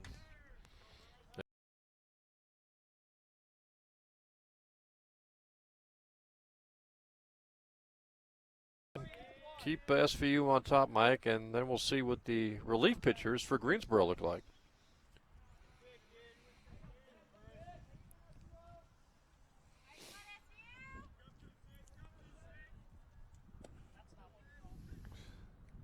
Good block there by the catcher, making sure the runner doesn't go over to third. Well, and just because we saw some of the pitchers warming up for Greensboro doesn't mean that we're actually going to see them. If Greensboro comes back and ties this up, you know, it's up to the Greensboro coach. Is he going to let Bannon go back out there and eat up a few more innings? And you know, we don't know what the rest of their week looks like coming up. Or the state of their bullpen. That one's low, bounces away, and again, good play by Olson. He struggled in the first couple of innings hanging on to the ball, Mike, but has made some nice plays here in the last couple of pitches.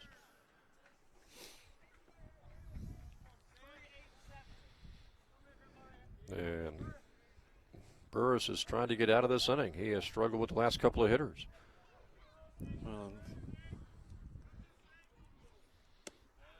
Called strike there.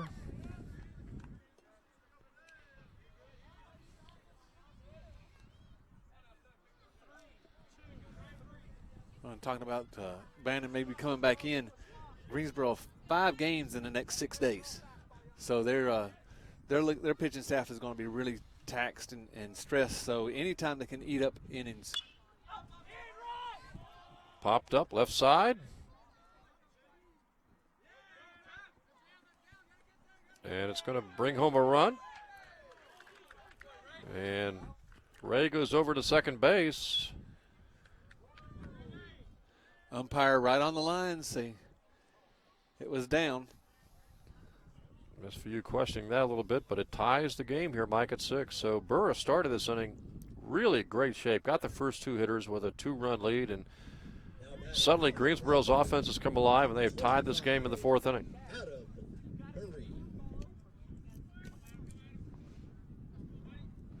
Well, we're looking for double digits to come here. Now, I was joking around earlier with someone saying that when you play at Rockbridge County in a college game, it's a 17-15 game, and if you play at Washington and Lee, it has a 400-foot fence. You're looking at 2 to 3. There's a called strike. Adam Murray, left-handed hitter.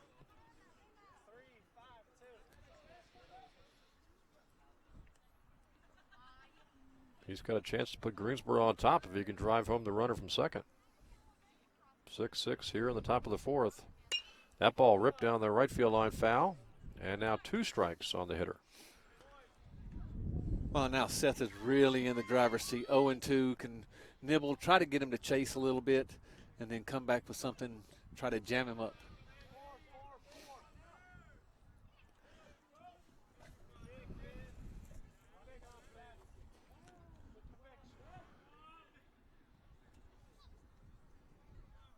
Burris's pitch hit to the left side.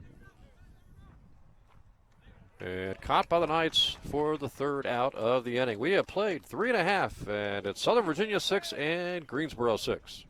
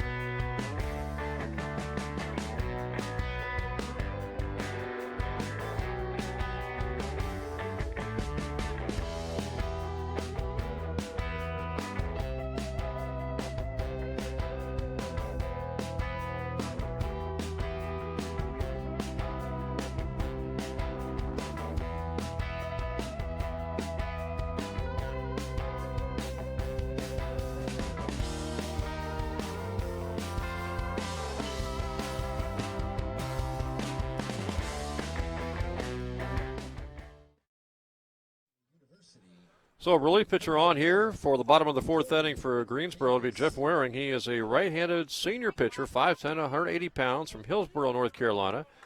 So the starting pitcher just went those 3 innings, Mike, gave up 6 runs for the Knights. And now the Knights in a 6-6 game will lead off this bottom of the fourth inning with Cody Davis, the hitter. Well, Warren comes in with a 10.32 ERA. He's pitched 11 innings, giving up 20 hits, 17 runs. So the Knights can, if they can, again, see him for a few pitches, gauge his speed, could have a great chance to really tee off. So both teams are into the bullpen, and we're only in the bottom of the fourth inning. So the question for who wants to win this game is not only offense, but who can come up with a good bullpen effort today. Which bullpen is going to step up and get some innings chewed up, but also some innings where no one scores a run. Dribbled to short through. They tried to short hop it and went right underneath the shortstop's glove, and the Knights have Cody Davis at first base with nobody out. And Jordan Ace coming to the plate. Jordan, of course, had a big hit last inning when the Knights scored 5. Well, and Jordan's 2 for 2 coming into this, and again, great way for the leadoff pitcher or leadoff hitter to get, especially with the power fast approaching. Yeah, we saw Begg and come up and just clear the bases with one big swing. And Reeves right runner. So, again, Nace is just looking to get on base any way possible. Again, trying to get back to that power for the Knights.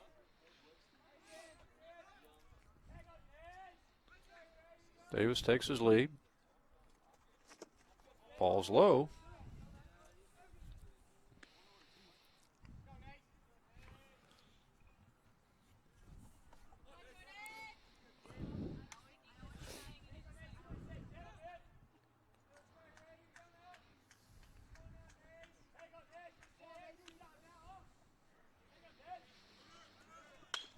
Davis is on the move. That ball is shot to second base, and it's going to be an infield hit. And because Davis was on the move, it brought the second baseman over to cover. And they behind him enough where he couldn't make the play going back to first base. Of course, he had Rockbridge County when you start at 3 o'clock, Mike, and it's only the first day of March. Not sure you're going to go 9 innings if it's 14-12. Yeah, we hit about 5:30, it's going to start to get dark.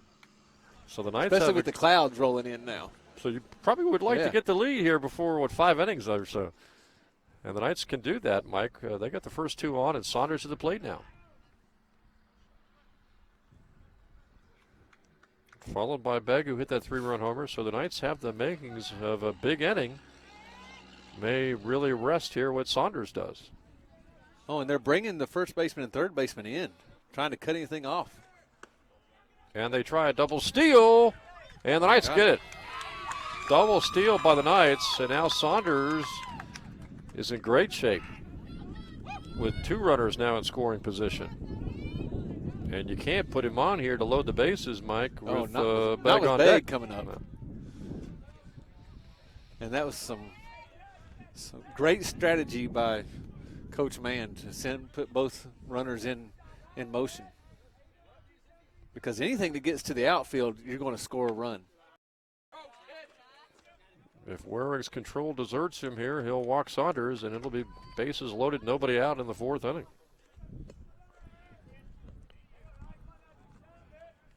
6-6 your score, all tied up. Saunders waves at that one. Huge.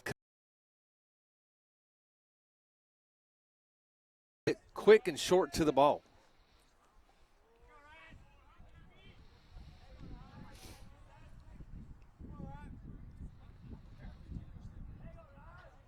Waring comes to Saunders, who drills that ball to left field. Caught by the left fielder. Davis will come home on the sac fly. 7-6 Knights. Nace will stay at second. And now Marcus Begg, who hit a 3-run homer last time up, comes to the plate.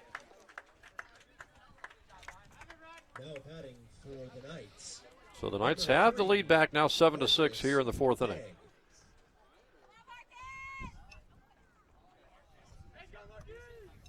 Now we'll see if Marcus Begg can repeat what he did last time up.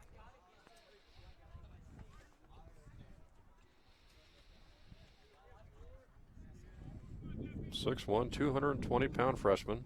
Homered, 3-run homer last time up. Well, what you hope is Marcus doesn't try to get up there and over-exert himself on a swing.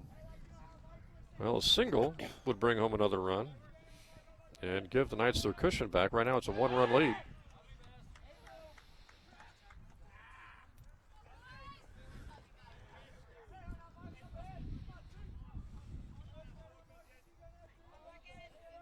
One gone, runner at second. Nace takes his lead. Called strike against Begg.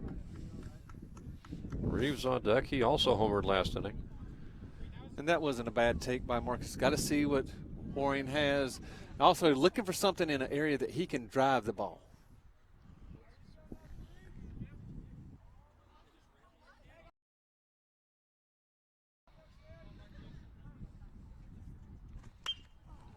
Pop straight up on the infield. Second baseman will call for it and take it for the second out. And now it's up to Craig Reeves, the freshman who homered last time up, to try to drive home the 7th run of the game for the Knights. And that's the one thing, or one of the two things that you didn't want to do if you're Marcus Begg. You didn't want to strike out. You didn't want to pop it up to the infield. Doesn't give Nace a chance to advance to third. See if Reeves can bring him home here with a hit. And it's going to take a hit now with 2 gone. There's a called strike.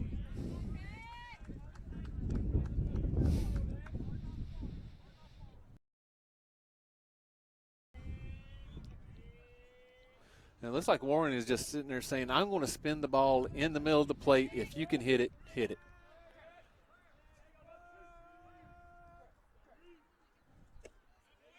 Another called strike against Reeves.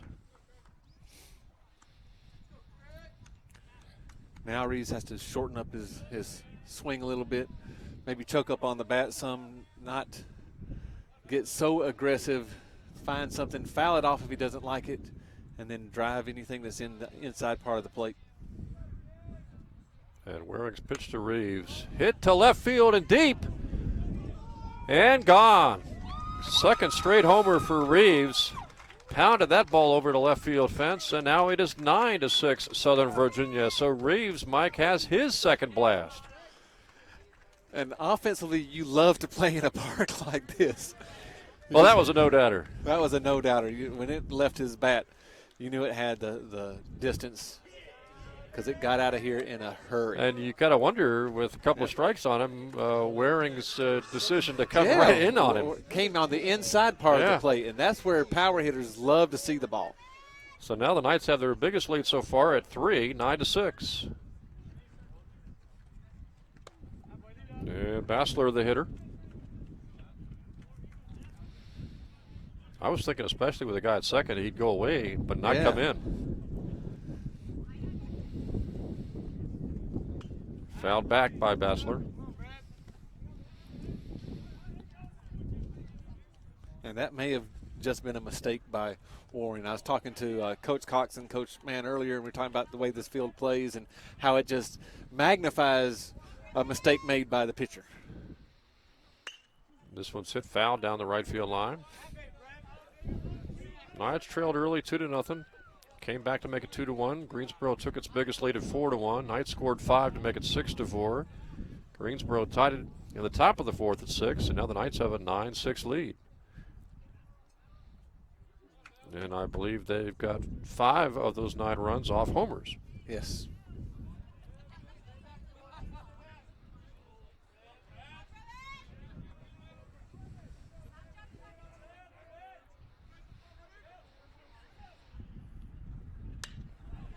Bassler drills that ball to center field for a base hit. Knights are piling up the hits here, Mike, in the first 4 innings. And again, if you're in an offensive starved state like the Knights are by not being able to play last weekend, this is great for them. Especially, as we mentioned, with a lot of games coming up. Scheduled to play tomorrow at Eastern Mennonite, then at Averett, I believe, for a doubleheader on Saturday. Number 6, Tyler. So here is Tyler Olson, the catcher. Runner at first now, 2 out. And the Knights on top by a 9-6 count. That ball popped foul.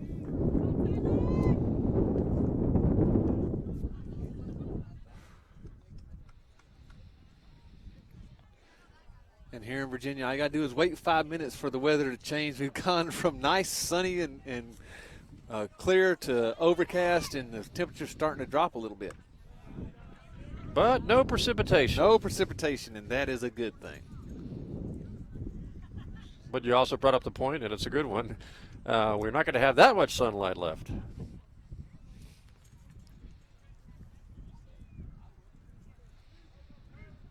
Bassler takes his lead. Olson awaits the pitch. There goes Bassler. Ball fouled away.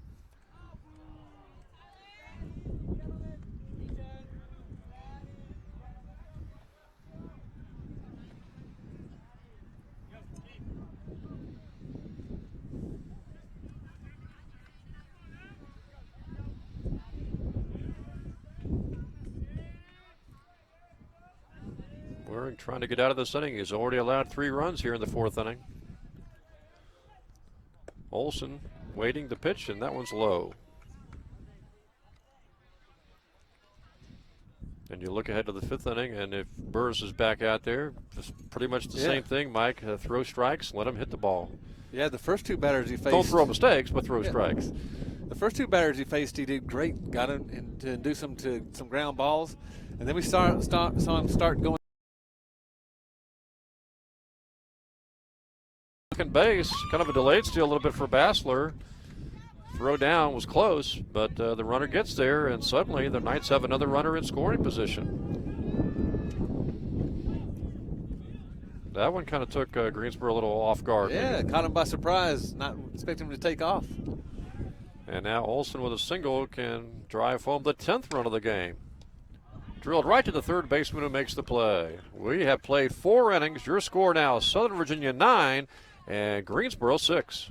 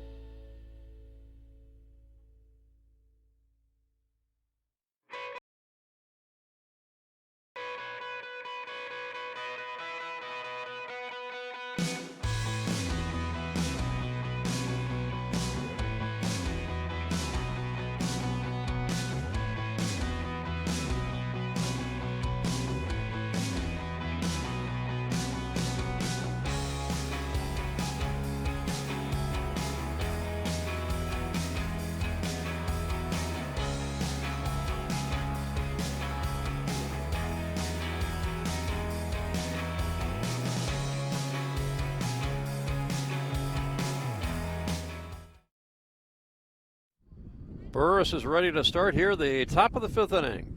Burris, the pitcher, relief pitcher out there for the Knights. And coming to the plate, J.P. Lisk for Greensboro. So the Knights scoring 3 in the bottom of the 4th inning. Now have a 9-6 lead as we start the top of the 5th inning. And Burris's first pitch is high for a ball. Bigelow got the start, pitched 3 innings. Burris pitched the 4th inning, and he was back out there for the 5th inning. And that's ball 2. Wind's really starting to pick up now. Burris comes in with a 2-0 delivery. That one's low. So Burris got the first 2 hitters, Mike, in the top of the 4th, and on the first hitter he's facing here in the 5th, he's 3-0 already. Yeah, and with the lead, you just want to go right after the batters. And he walked a hitter. Lisk is on.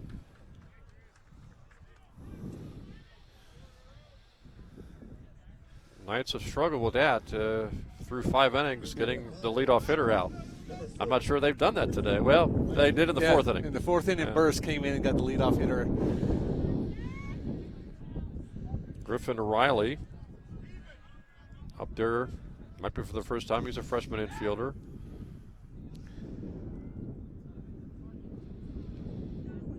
Yeah, and Riley doesn't have an official bat yet today, as he's been walked twice.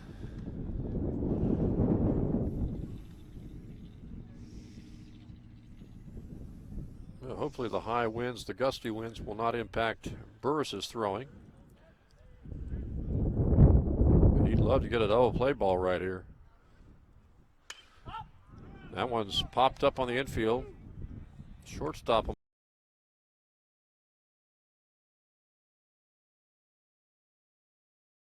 To get a double play because he's walking off the field. And we've talked about earlier, double play is the pitcher's best friend. Facing left-handed hitting James Wilkins.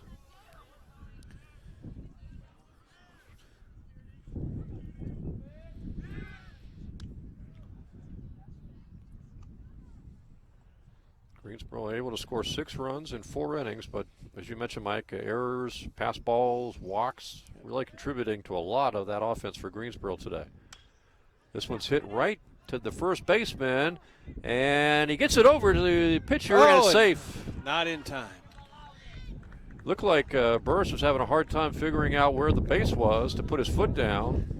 And we saw the first baseman too. Do I go get it? Do I lay back? And it's just a lot of indecision by a lot of players. And we'll see if that comes back to haunt the Knights here with now runners at first and second and 1 gone.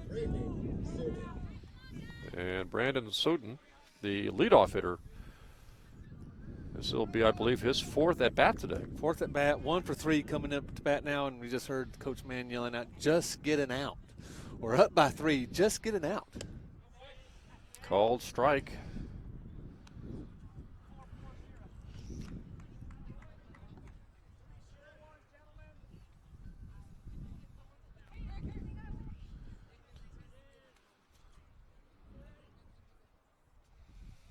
First back to the plate. That one's fouled out of play. So quickly, Mike, he's ahead of Soden, 0-2.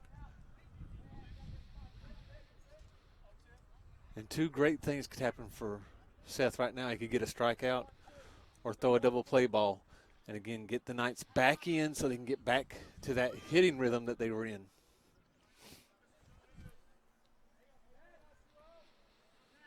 Runners take their leads, and that one is a ball.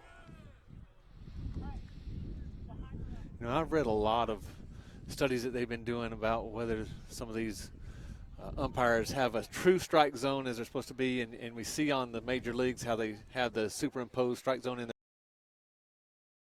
the next 4 or 5 years of having the balls and strikes being called by a computer, but still have an umpire back behind the plate for the different views that they need, which would become much more don't know how costly that would be, because you think, boy, you move that over to college too. There's a strikeout. Swinging strikeout as Soden chased that one. That was a little low, Mike, and he may have chased another ball. So now the Knights are looking at 2 on, 2 gone, though, and they will try to nail down the 3rd out of this 5th inning by facing Tyler Henderson. So now it becomes even easier for Seth. A strikeout, a pop out, or a ground out, and he's out of the inning.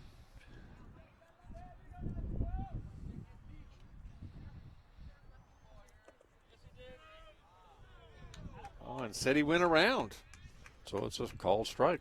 Of course, Greensboro thinking maybe Gapper, which would score a couple. Greensboro's down by 3. Knights are trying to get out of this inning without allowing a run, I believe, for the 2nd time today. Yeah, the second inning we didn't allow a run, and then hopefully this one. First pitch low, nice block there by Olson. Boy, Olson is doing a great job blocking these pitches as opposed to the first inning or two when he was really struggling with that. Yeah, he doesn't look like he was really prepared for Colin to be that wild. Henderson, the hitter, awaits the pitch from Burris. There's he went around again. Yep, checked the swing, couldn't check it all the way. 2 strikes now.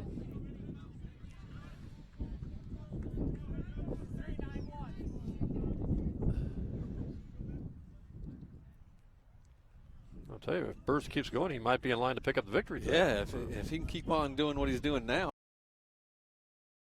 One hit to left field for a hit.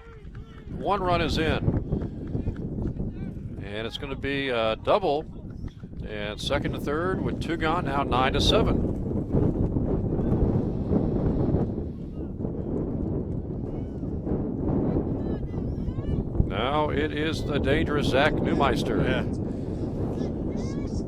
And the wind really picking up now with 2 on and 2 gone. Well, again, it's picking up where it's blowing up against us on the third base line. So anything into the air is going to be brought back this way and not really conducive to hit home runs. First pitch inside.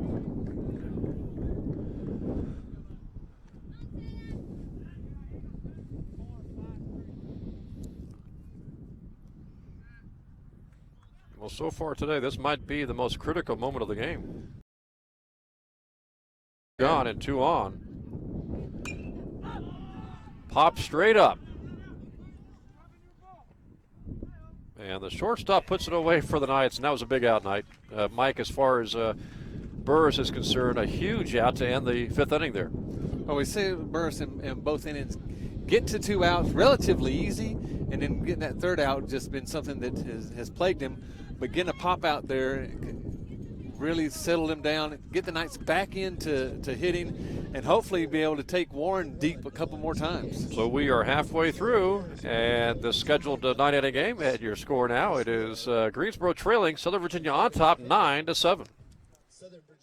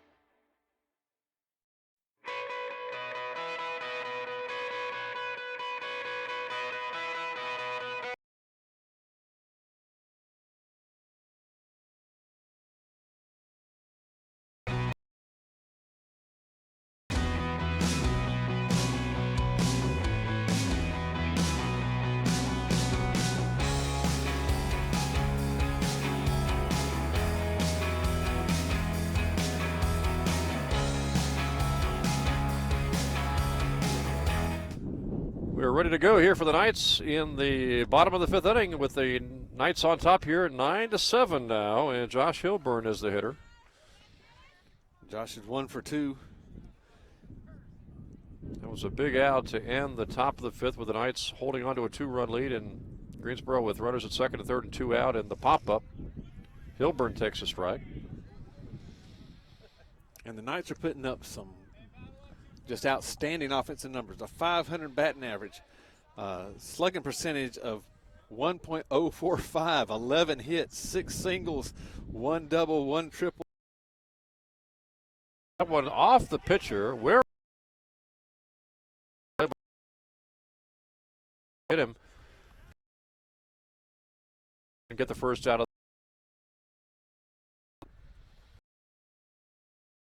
Carter, the DH, to the plate. Well, as you can attest to, Mike, I'm sure the Knights would like to get 2 or 3 runs this inning because a 4, 5, or 6-run lead is drastically different than a 2-run lead. Yeah, we've seen the score bounce back and forth with just a 2-run lead, but if you can get it up there to 4 or 5. Carter to shortstop. Play is made, throw over, and 2 outs. Looked like the first baseman dropped the ball again, but after the out had been recorded. So quickly 2 gone here for the Knights in the bottom of the 5th inning. And the Knights are trying to avoid their first 3 up, 3 down inning since the first inning. Cody Davis, the hitter now for the Knights.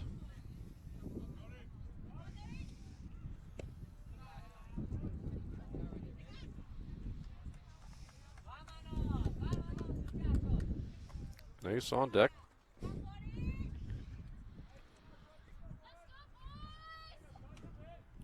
Waring comes to the plate and gets a called strike. You know, you said Nace is on deck, and it's great to see the Knights being able to turn over the lineup so quickly. Called strike again against Davis. He picks up his 2nd strike. And all of a sudden, Warren has really found his groove.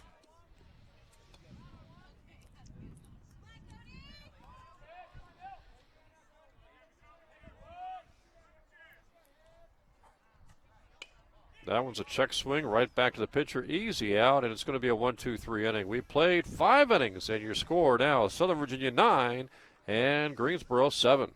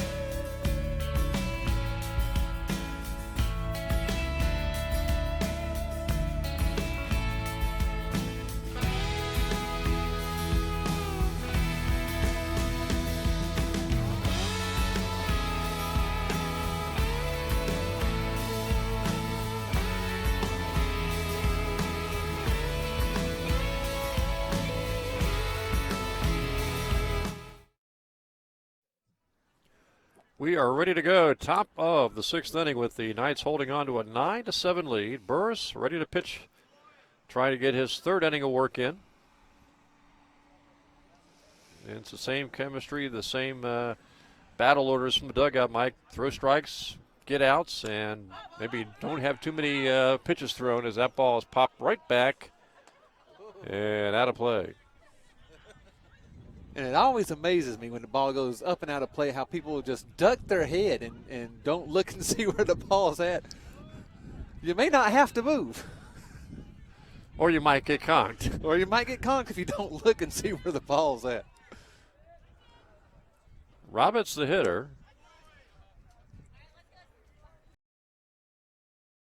Especially if you want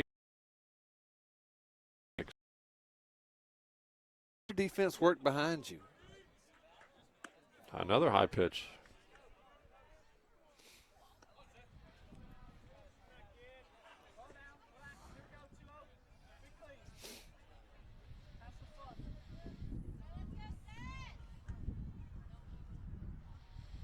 Another high pitch and ball 4. And another inning where the Knights let the leadoff batter get on. 5 of 6 innings now. They've put the leadoff hitter on. And coming to the plate, Andrew Ray, the catcher. And suddenly he is the tying run standing at the plate now. 9-7 is your score. Another high pitch. This game may flow, Mike, based on who the next relief pitchers might be. Although Waring has looked pretty good the last inning and a half for Greensboro.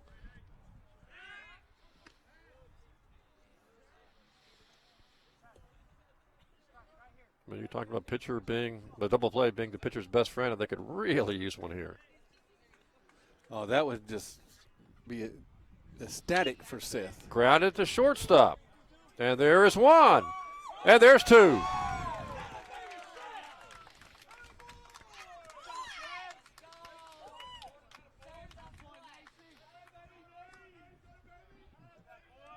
Just what the webcasting crew ordered. Huh? Just what we ordered, right?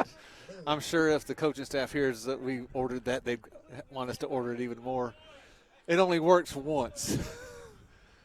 It's kind of like a jinxing guy at the free throw line, I guess, in reverse. But that really does help Burris and the Knights here.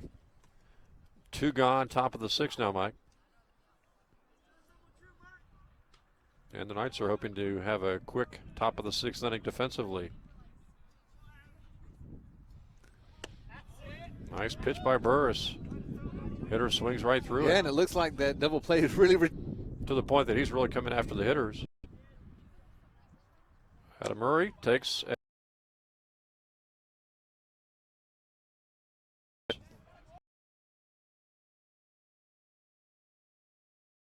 Hey, I got a lot of guys behind me. There's 8 other people out on this field with me. Then hopefully you only use your infielders more often than not. Although lazy fly balls to the outfield, not a big deal. Yeah. Got to let them have a little bit of action too. Burris like to get the strikeout here and get out of the 6th inning. And that one hit right back to Burris. Makes the grab, throws over to first, and that's it for Greensboro here in the top of the 6th inning. We are midway through the 6th inning. It's Southern Virginia on top here, 9-7.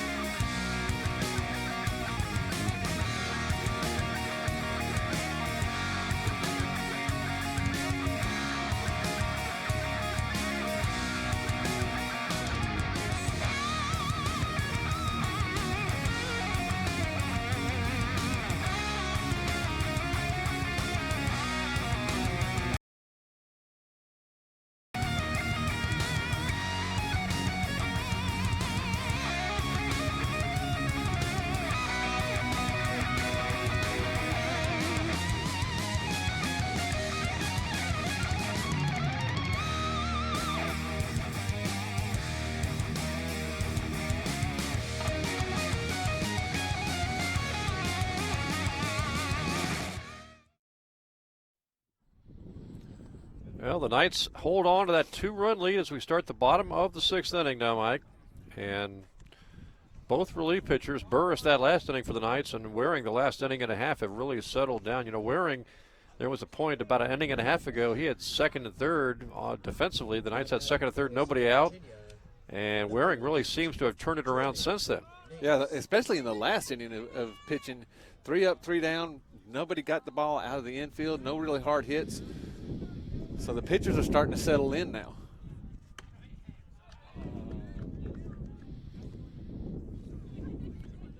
But the leadoff Jordan Nace, he's going to try to change all that for Waring. With Saunders on deck. And then Begg, who had a 3-run homer. And Reeves, who's got a couple of homers today. There's a called strike.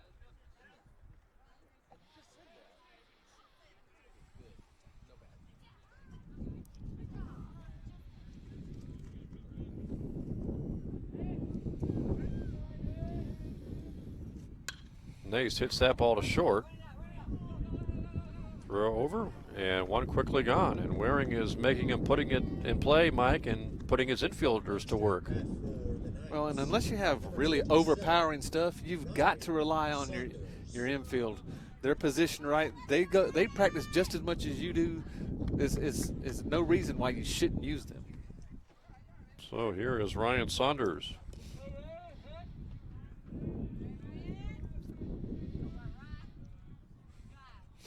Trying to get on base with 1 gone now in the 6th inning.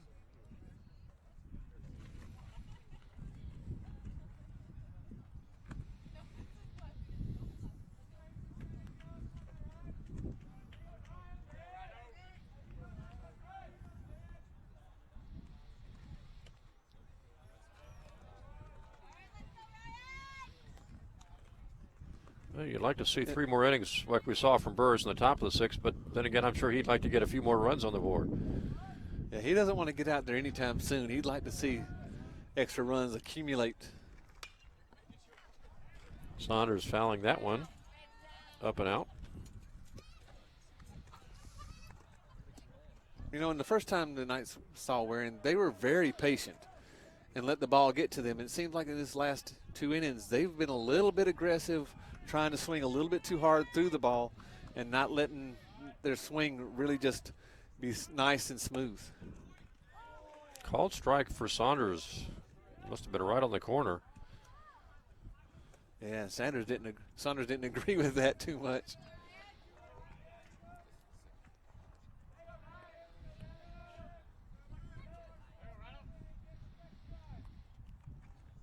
And Saunders strikes out. He'll throw down to first and make the official put out. And so now 2 gone for the Knights here in the bottom of the 6th inning. And suddenly Waring is shutting down the Knights offense. Number 3, Marcus Begg. Marcus Begg has a 3-run homer today. Right on deck, Craig Reeves. 2 home runs for him. Well, the Knights still need to make sure that they move up just a little bit in the box as Waring is trying to keep the ball down, spinning it down more than he was in the first inning that he came in for relief.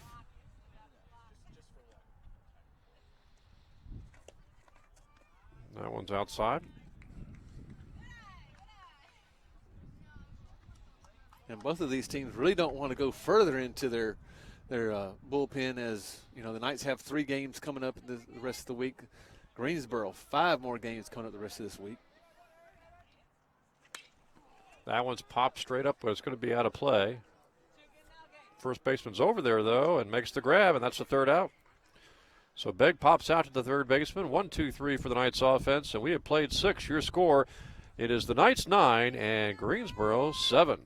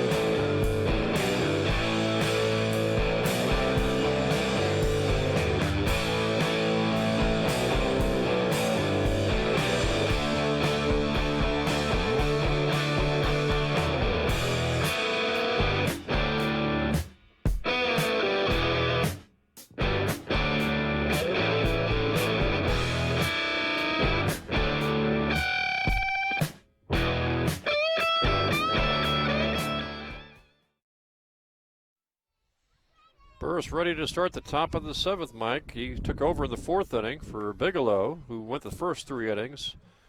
And now Burris will try to get through the 7th inning unscathed. Yeah, Burris has faced 15 pitchers in his 15 batters in his 3 innings. Only thrown 46 pitches, so he's staying nice and fresh. Compared to Bigelow's pitch count in the first 3 innings. Yeah, strike zone, unfortunately, for the Knights. J.P. Lisk, who's given the Knights some problems today on offense. He pops this one straight up. First baseman is there for the Knights and makes the put away. So Reeves, who's got a couple of homers today, puts that one away at first base, and quickly one out here for the Pride in the 7th inning. Mentioned softball's already got a couple of wins this year, and lacrosse, I know 3 tough losses for the men's lacrosse team, Mike, and the women are off to a good start, 2-1. Yeah, women got their first home win, and also, you know, first time that they're over 500 for the first time in their career. And the men, I know, again, have a 0-3 record, but they've had some good offense and some really close losses. They have. I think they've lost 3 games by a total of 6 goals. And softball, after a really tough season last season, getting a couple of wins here recently. And we'll see if they're able to play on Friday as Greensboro gets a single, so 1 on, 1 out. And here comes James Wilkins to the plate. Burris got a double play ball last inning. Love to get one here to get out of the 7th.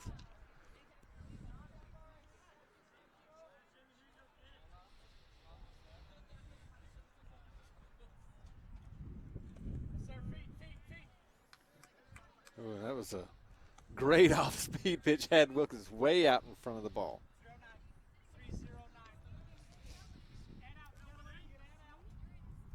See if Burris comes back with some heat here. 1 on, 1 out.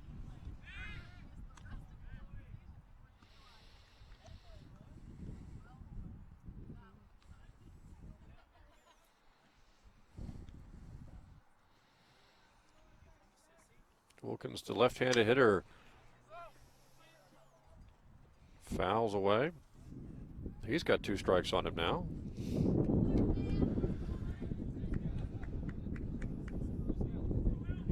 And any way that Seth can induce an out, we're getting to that point where the Knights will start counting down the outs.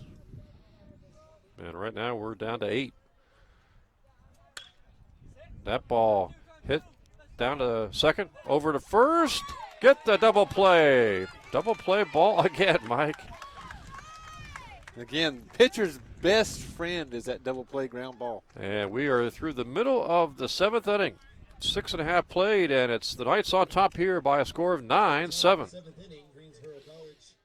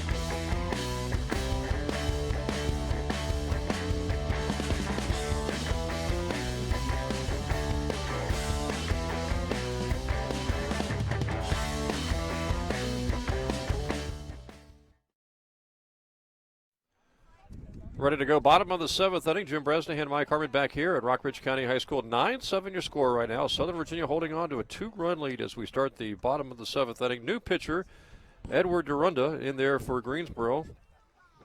He's a right-handed pitcher, 6'3", 185, and he'll be facing Craig Reeves, Mike, who's got a couple of homers today. Yeah, Durunda comes in, appearing in 3 games. He's 0-1.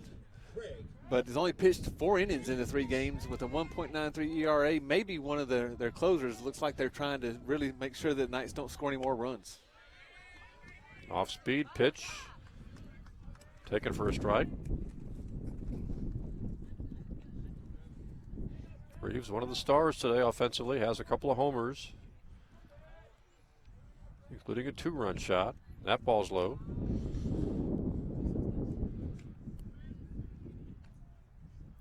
Thinking what between them, Reeves and Begg have what, 6 RBIs? Yes. Begg had a 3-run homer. Reeves has a solo homer and a 2-run homer.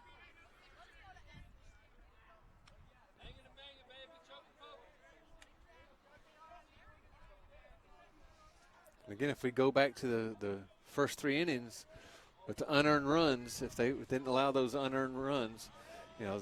Now we're dropping down the score of the Greensboro Pride by 2. I'm thinking that the first 3 innings took about an hour, and the last 3 have taken about a half hour. Reeves trying to get on here. Durunda, the 3rd pitcher of the game for Greensboro.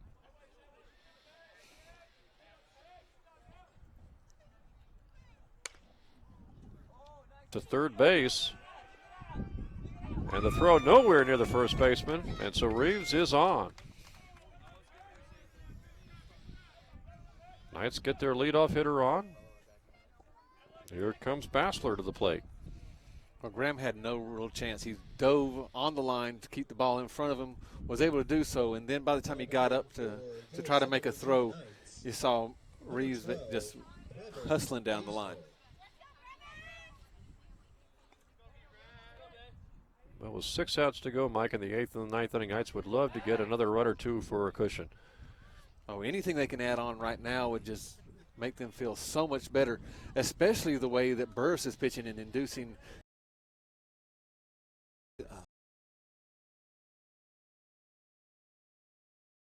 But the ball is hit to center field. Who makes the catch? Center fielder running in and making the grab. Now, Reeves was going. Bassler hits the center field. Fly out. One gone, one on. Number 6. And now it'll be the catcher, Tyler Olson.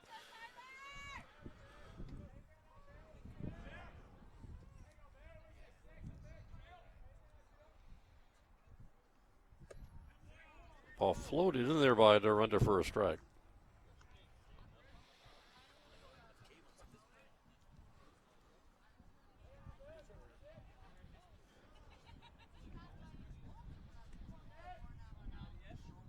Runner takes his lead. Strike 2 called. So Olson's in the hole here at 0-2. Yeah, Durunda's really got the Knights buckling their knees up there. Off-speed stuff and then coming back with something a little bit faster.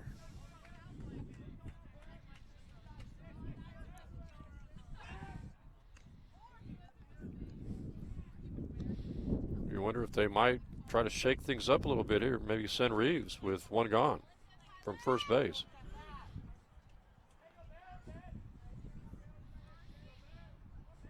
Reeves, decent lead. There he goes. Throw down, and Reeves easily has the steal. Strikeout is recorded, so you got 2 gone and a runner at second. Next at bat for the Knights. And now here comes Josh Hilburn to the plate with that Carter, was the DH, on deck. That was a real easy stolen bases. Ray didn't have control of the ball when he came up to throw it, and it double bounced out to second base. Going to take a hit here by Hilburn to get Reeves home, though, with the 10th run of the game. Ball bounces. Reeves not going anywhere. Well, at a minimum, we'd like to see a nice single out to the outfield, try to get Reeves to score. Bottom of the 7th inning, and ball.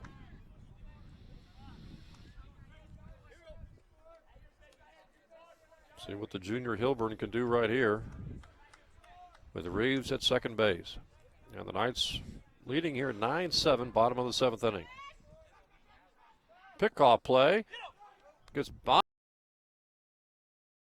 They'll try to get Reeves at third base, and he's gone. Just not enough distance when it went past the second baseman into center field. And unfortunately, right to the center.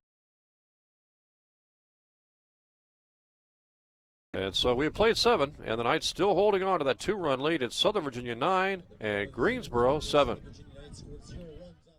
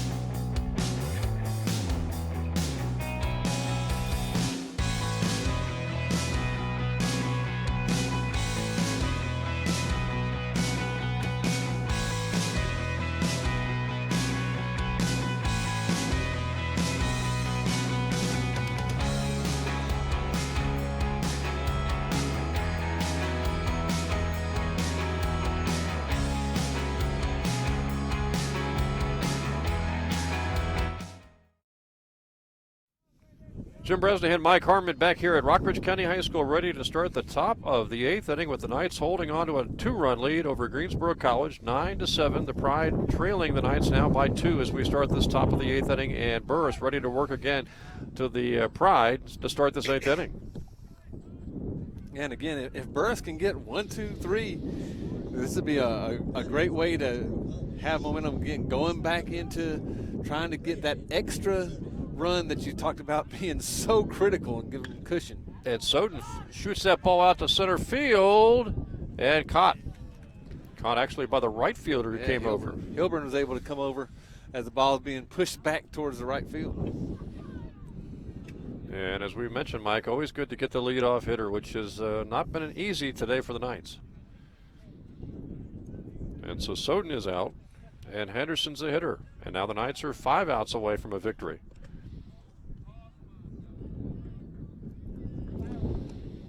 There's a curveball, just get away from Seth. And I'm sure both he and Olsen got the orders from the dugout. Throw strikes. And there's a strike. 1-1 the count now on Tyler Henderson.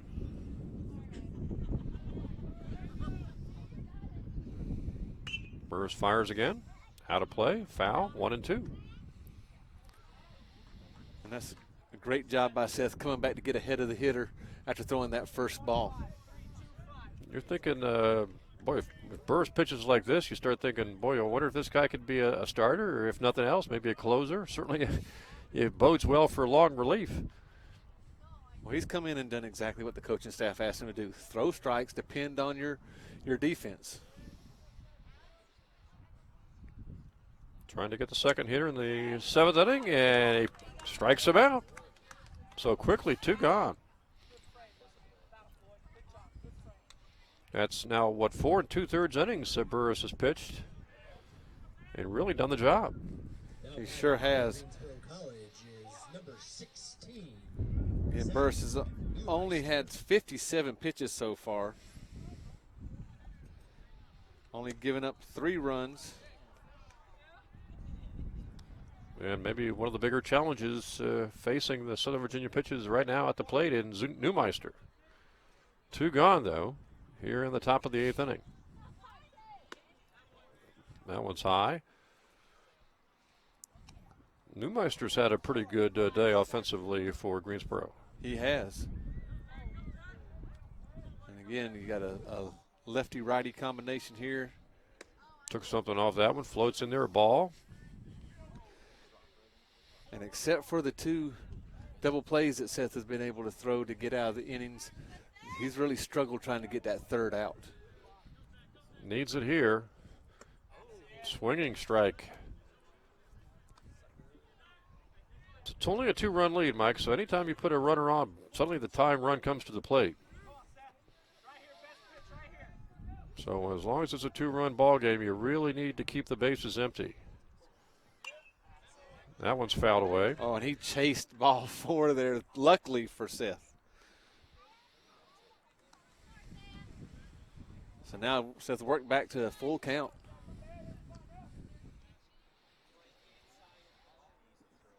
See what he can do here on this 3-2 pitch with 2 gone, nobody on.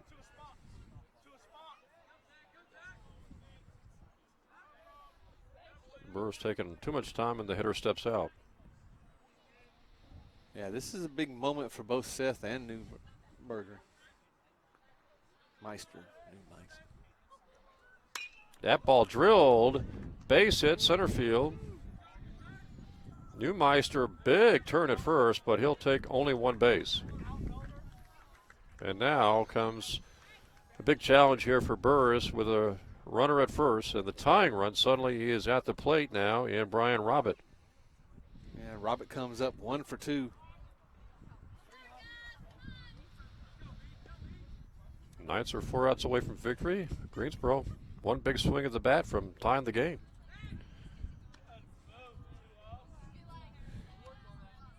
And now if you're Seth, you get into a dilemma. Do I go after the batter and allow the defense to work, or do I start to be a little bit fine and hopefully keep the ball in the park if he does get a hold of it?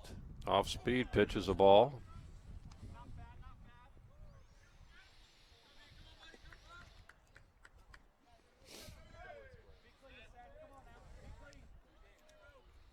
Big pitch here from Burris. Robert pops it up and out of play.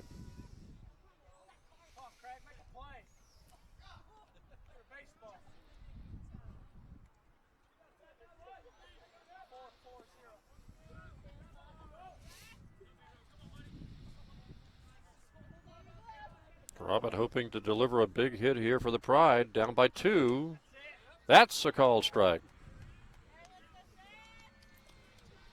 So again, Seth has worked back in front after falling behind, and now he just needs to finish it off.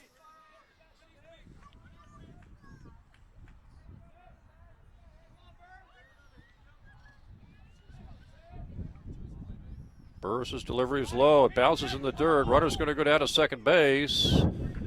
And now Greensboro's got a runner in scoring position.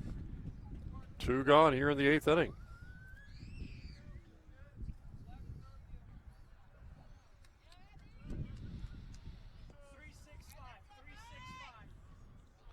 Well, with a 2-2 count, now Seth really has to finish it here. Don't want to get to the 3-2 count. Love to get the strikeout, and Burris comes to the plate. The ball's chopped down to shortstop. Play is made. Throw over is going to be in the dirt and through. And a run scores to make it 9-8. Good throw, gets him, Mike. Yeah, Ambassador just short-armed that one. You could tell as soon as he let it go, the arm was in an awkward position. And so now it is 9-8.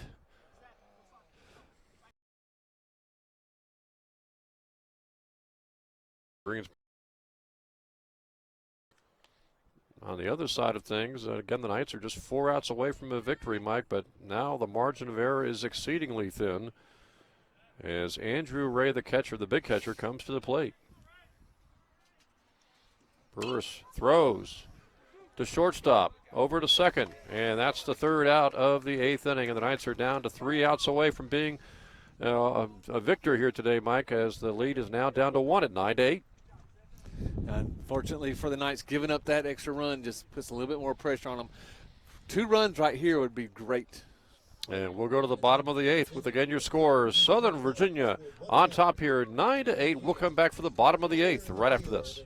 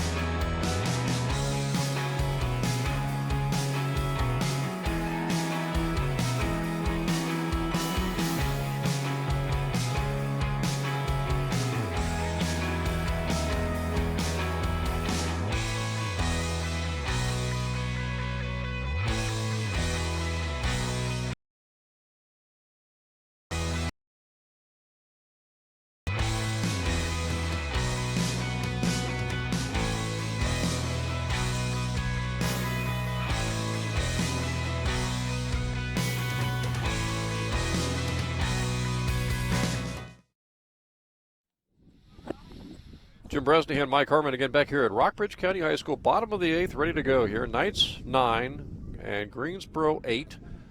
The Knights 3 outs away from victory, Mike, but they are right now on the offensive end trying to maybe think about getting a run or two as a little cushion for the 9th inning. Yeah, and Josh Hilburn needs to really start off this inning, get on base, allow the Knights to try to give themselves that cushion. In the bullpen, they have Gage Bigelow warming up in case they need him.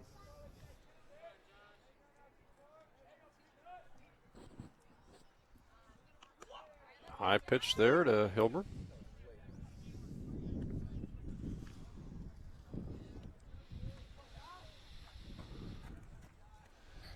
And Hilburn's in control here. He has to make Dorado come to him. Hilburn fouls that away.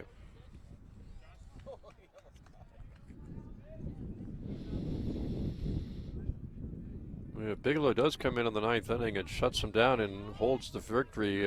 Still, Burris has done a great job in middle relief. Oh, he's done a fabulous job in slowing them down. Ball's popped up. Second baseman waiting and puts it away. Quickly one out here in the eighth inning for the Knights. And now Carter, the DH, comes to the plate. Now batting for Southern Virginia. Yeah, it wasn't too long ago that we were talking about a 15, 16-run game here. Carter. In a game that was not going to probably go 9 innings because of a lack of sunlight. There's a called strike to Carter, the DH.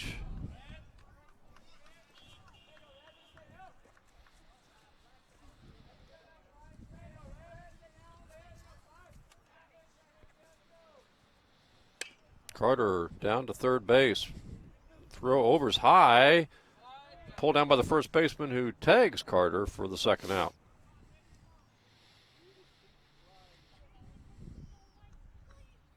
So 2 quickly out for the Knights here in the eighth inning. And since the fifth inning, the pitchers for Greensboro has really done a great job of just holding this Knights offense at bay.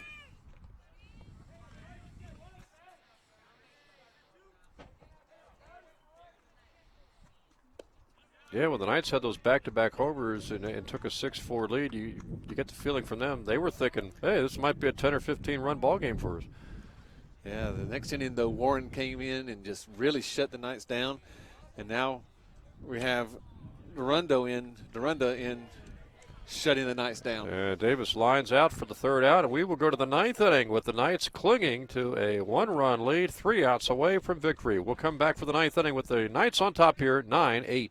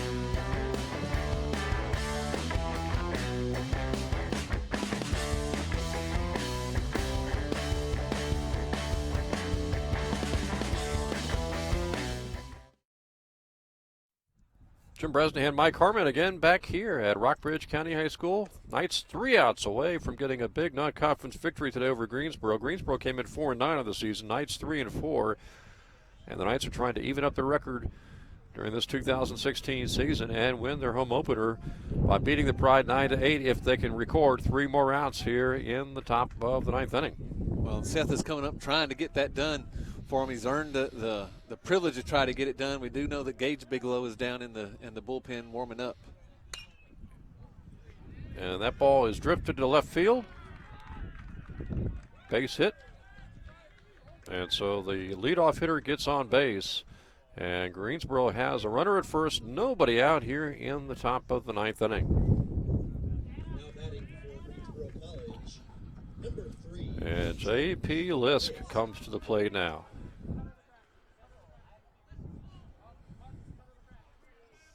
Was Greensboro, Mike, thinking about getting a couple of runs and maybe stealing this one from the Knights in the ninth inning?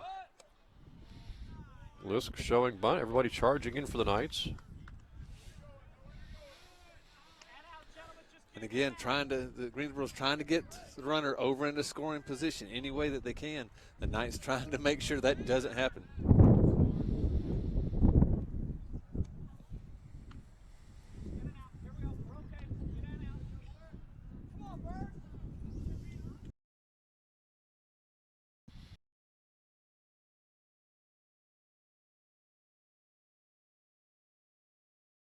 And they get the runner. Close. Tough play for Reeves. He was almost along the baseline. Mike had to lead his pitcher with that toss, and the pitcher able to make the plays. So that was an important out. 1 out, runner at second. Tying run now at second base. Griffin Riley to the plate, and now Burris is just 2 outs away. Yeah, now the Knights have a little bit tougher problem, though. They got a runner at second base. And keeping him there is going to be paramount. Don't want to have any pass balls here or wild pitches. And if you don't have anything like that, it's going to take a hit. It's going to take a hit into the outfield someplace. See if Burris can pick up the second out of the inning here. Ball is hit up the middle to second base. Over to first. That's the second out. Now the Knights have 2 outs, needing just 1 more. Greensboro's got a runner at third. That's the tying run at third. It all comes down to Wilkins. James Wilkins, lefty hitter. Yeah, 1 for 4 for the day. See if Seth can go ahead and finish this game out now. Burris trying to finish off with 6 solid innings for the victory. Wilkins trying to get the hit that ties this game in the 9th inning. And nice block by Olson. And that was a big block by Olson behind the plate.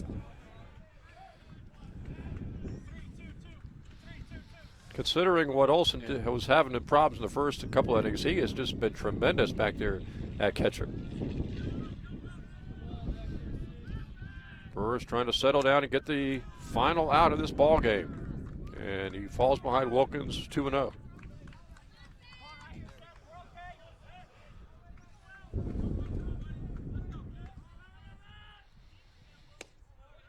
Called strike. 2-1 now. And that's where Seth needs to live, right there, down low on the inside corner. Burris trying to get the last out. High pitch. Olson able to hold on to that one. Now 3-1. Walk doesn't hurt you. Obviously, you'd like to get that third out, though. Of course, if you do walk him, that's the go-ahead run on first base. Burris' 3-1 delivery. Rocketed to second base. Over to first, and that's the ball game. The Knights hang on for a 9-8 victory, Mike, and what a job by Burris. It was a fabulous job by Seth. He didn't come in and wasn't the flashiest, but he got the double play ground balls that he needed in the times that he needed them, and then was just able to throw strikes, allow the defense to work, and the Knights were able to pull out the 9-8 victory. So you're looking at maybe the stars today. You're talking about from a pitching and defensive standpoint, Seth Burris, and obviously from a hitting standpoint, Marcus Begg, the 3-run homer, and Craig Reeves hitting a couple of homers. Yeah, the Knights, it was a total team effort. We know Nace got on base 3 out of 4 times, was just able to set the table for Begg and for Reeves.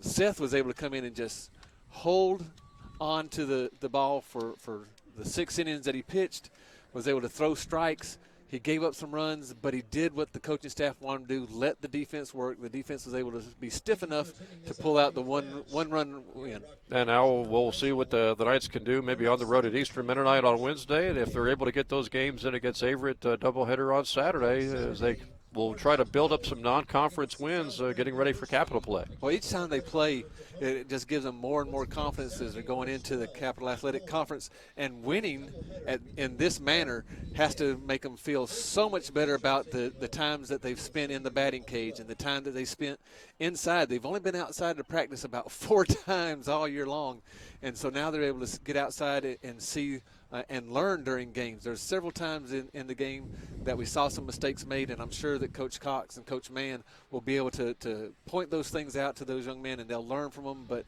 each and every time they're outside, such a valuable experience. The big non-conference victory again today for the Southern Virginia University Knights men's baseball team. They hold on to beat Greensboro. Final score 9-8. Greensboro now 4-10 of the season, and the Knights have their 4th victory of the season. Southern Virginia now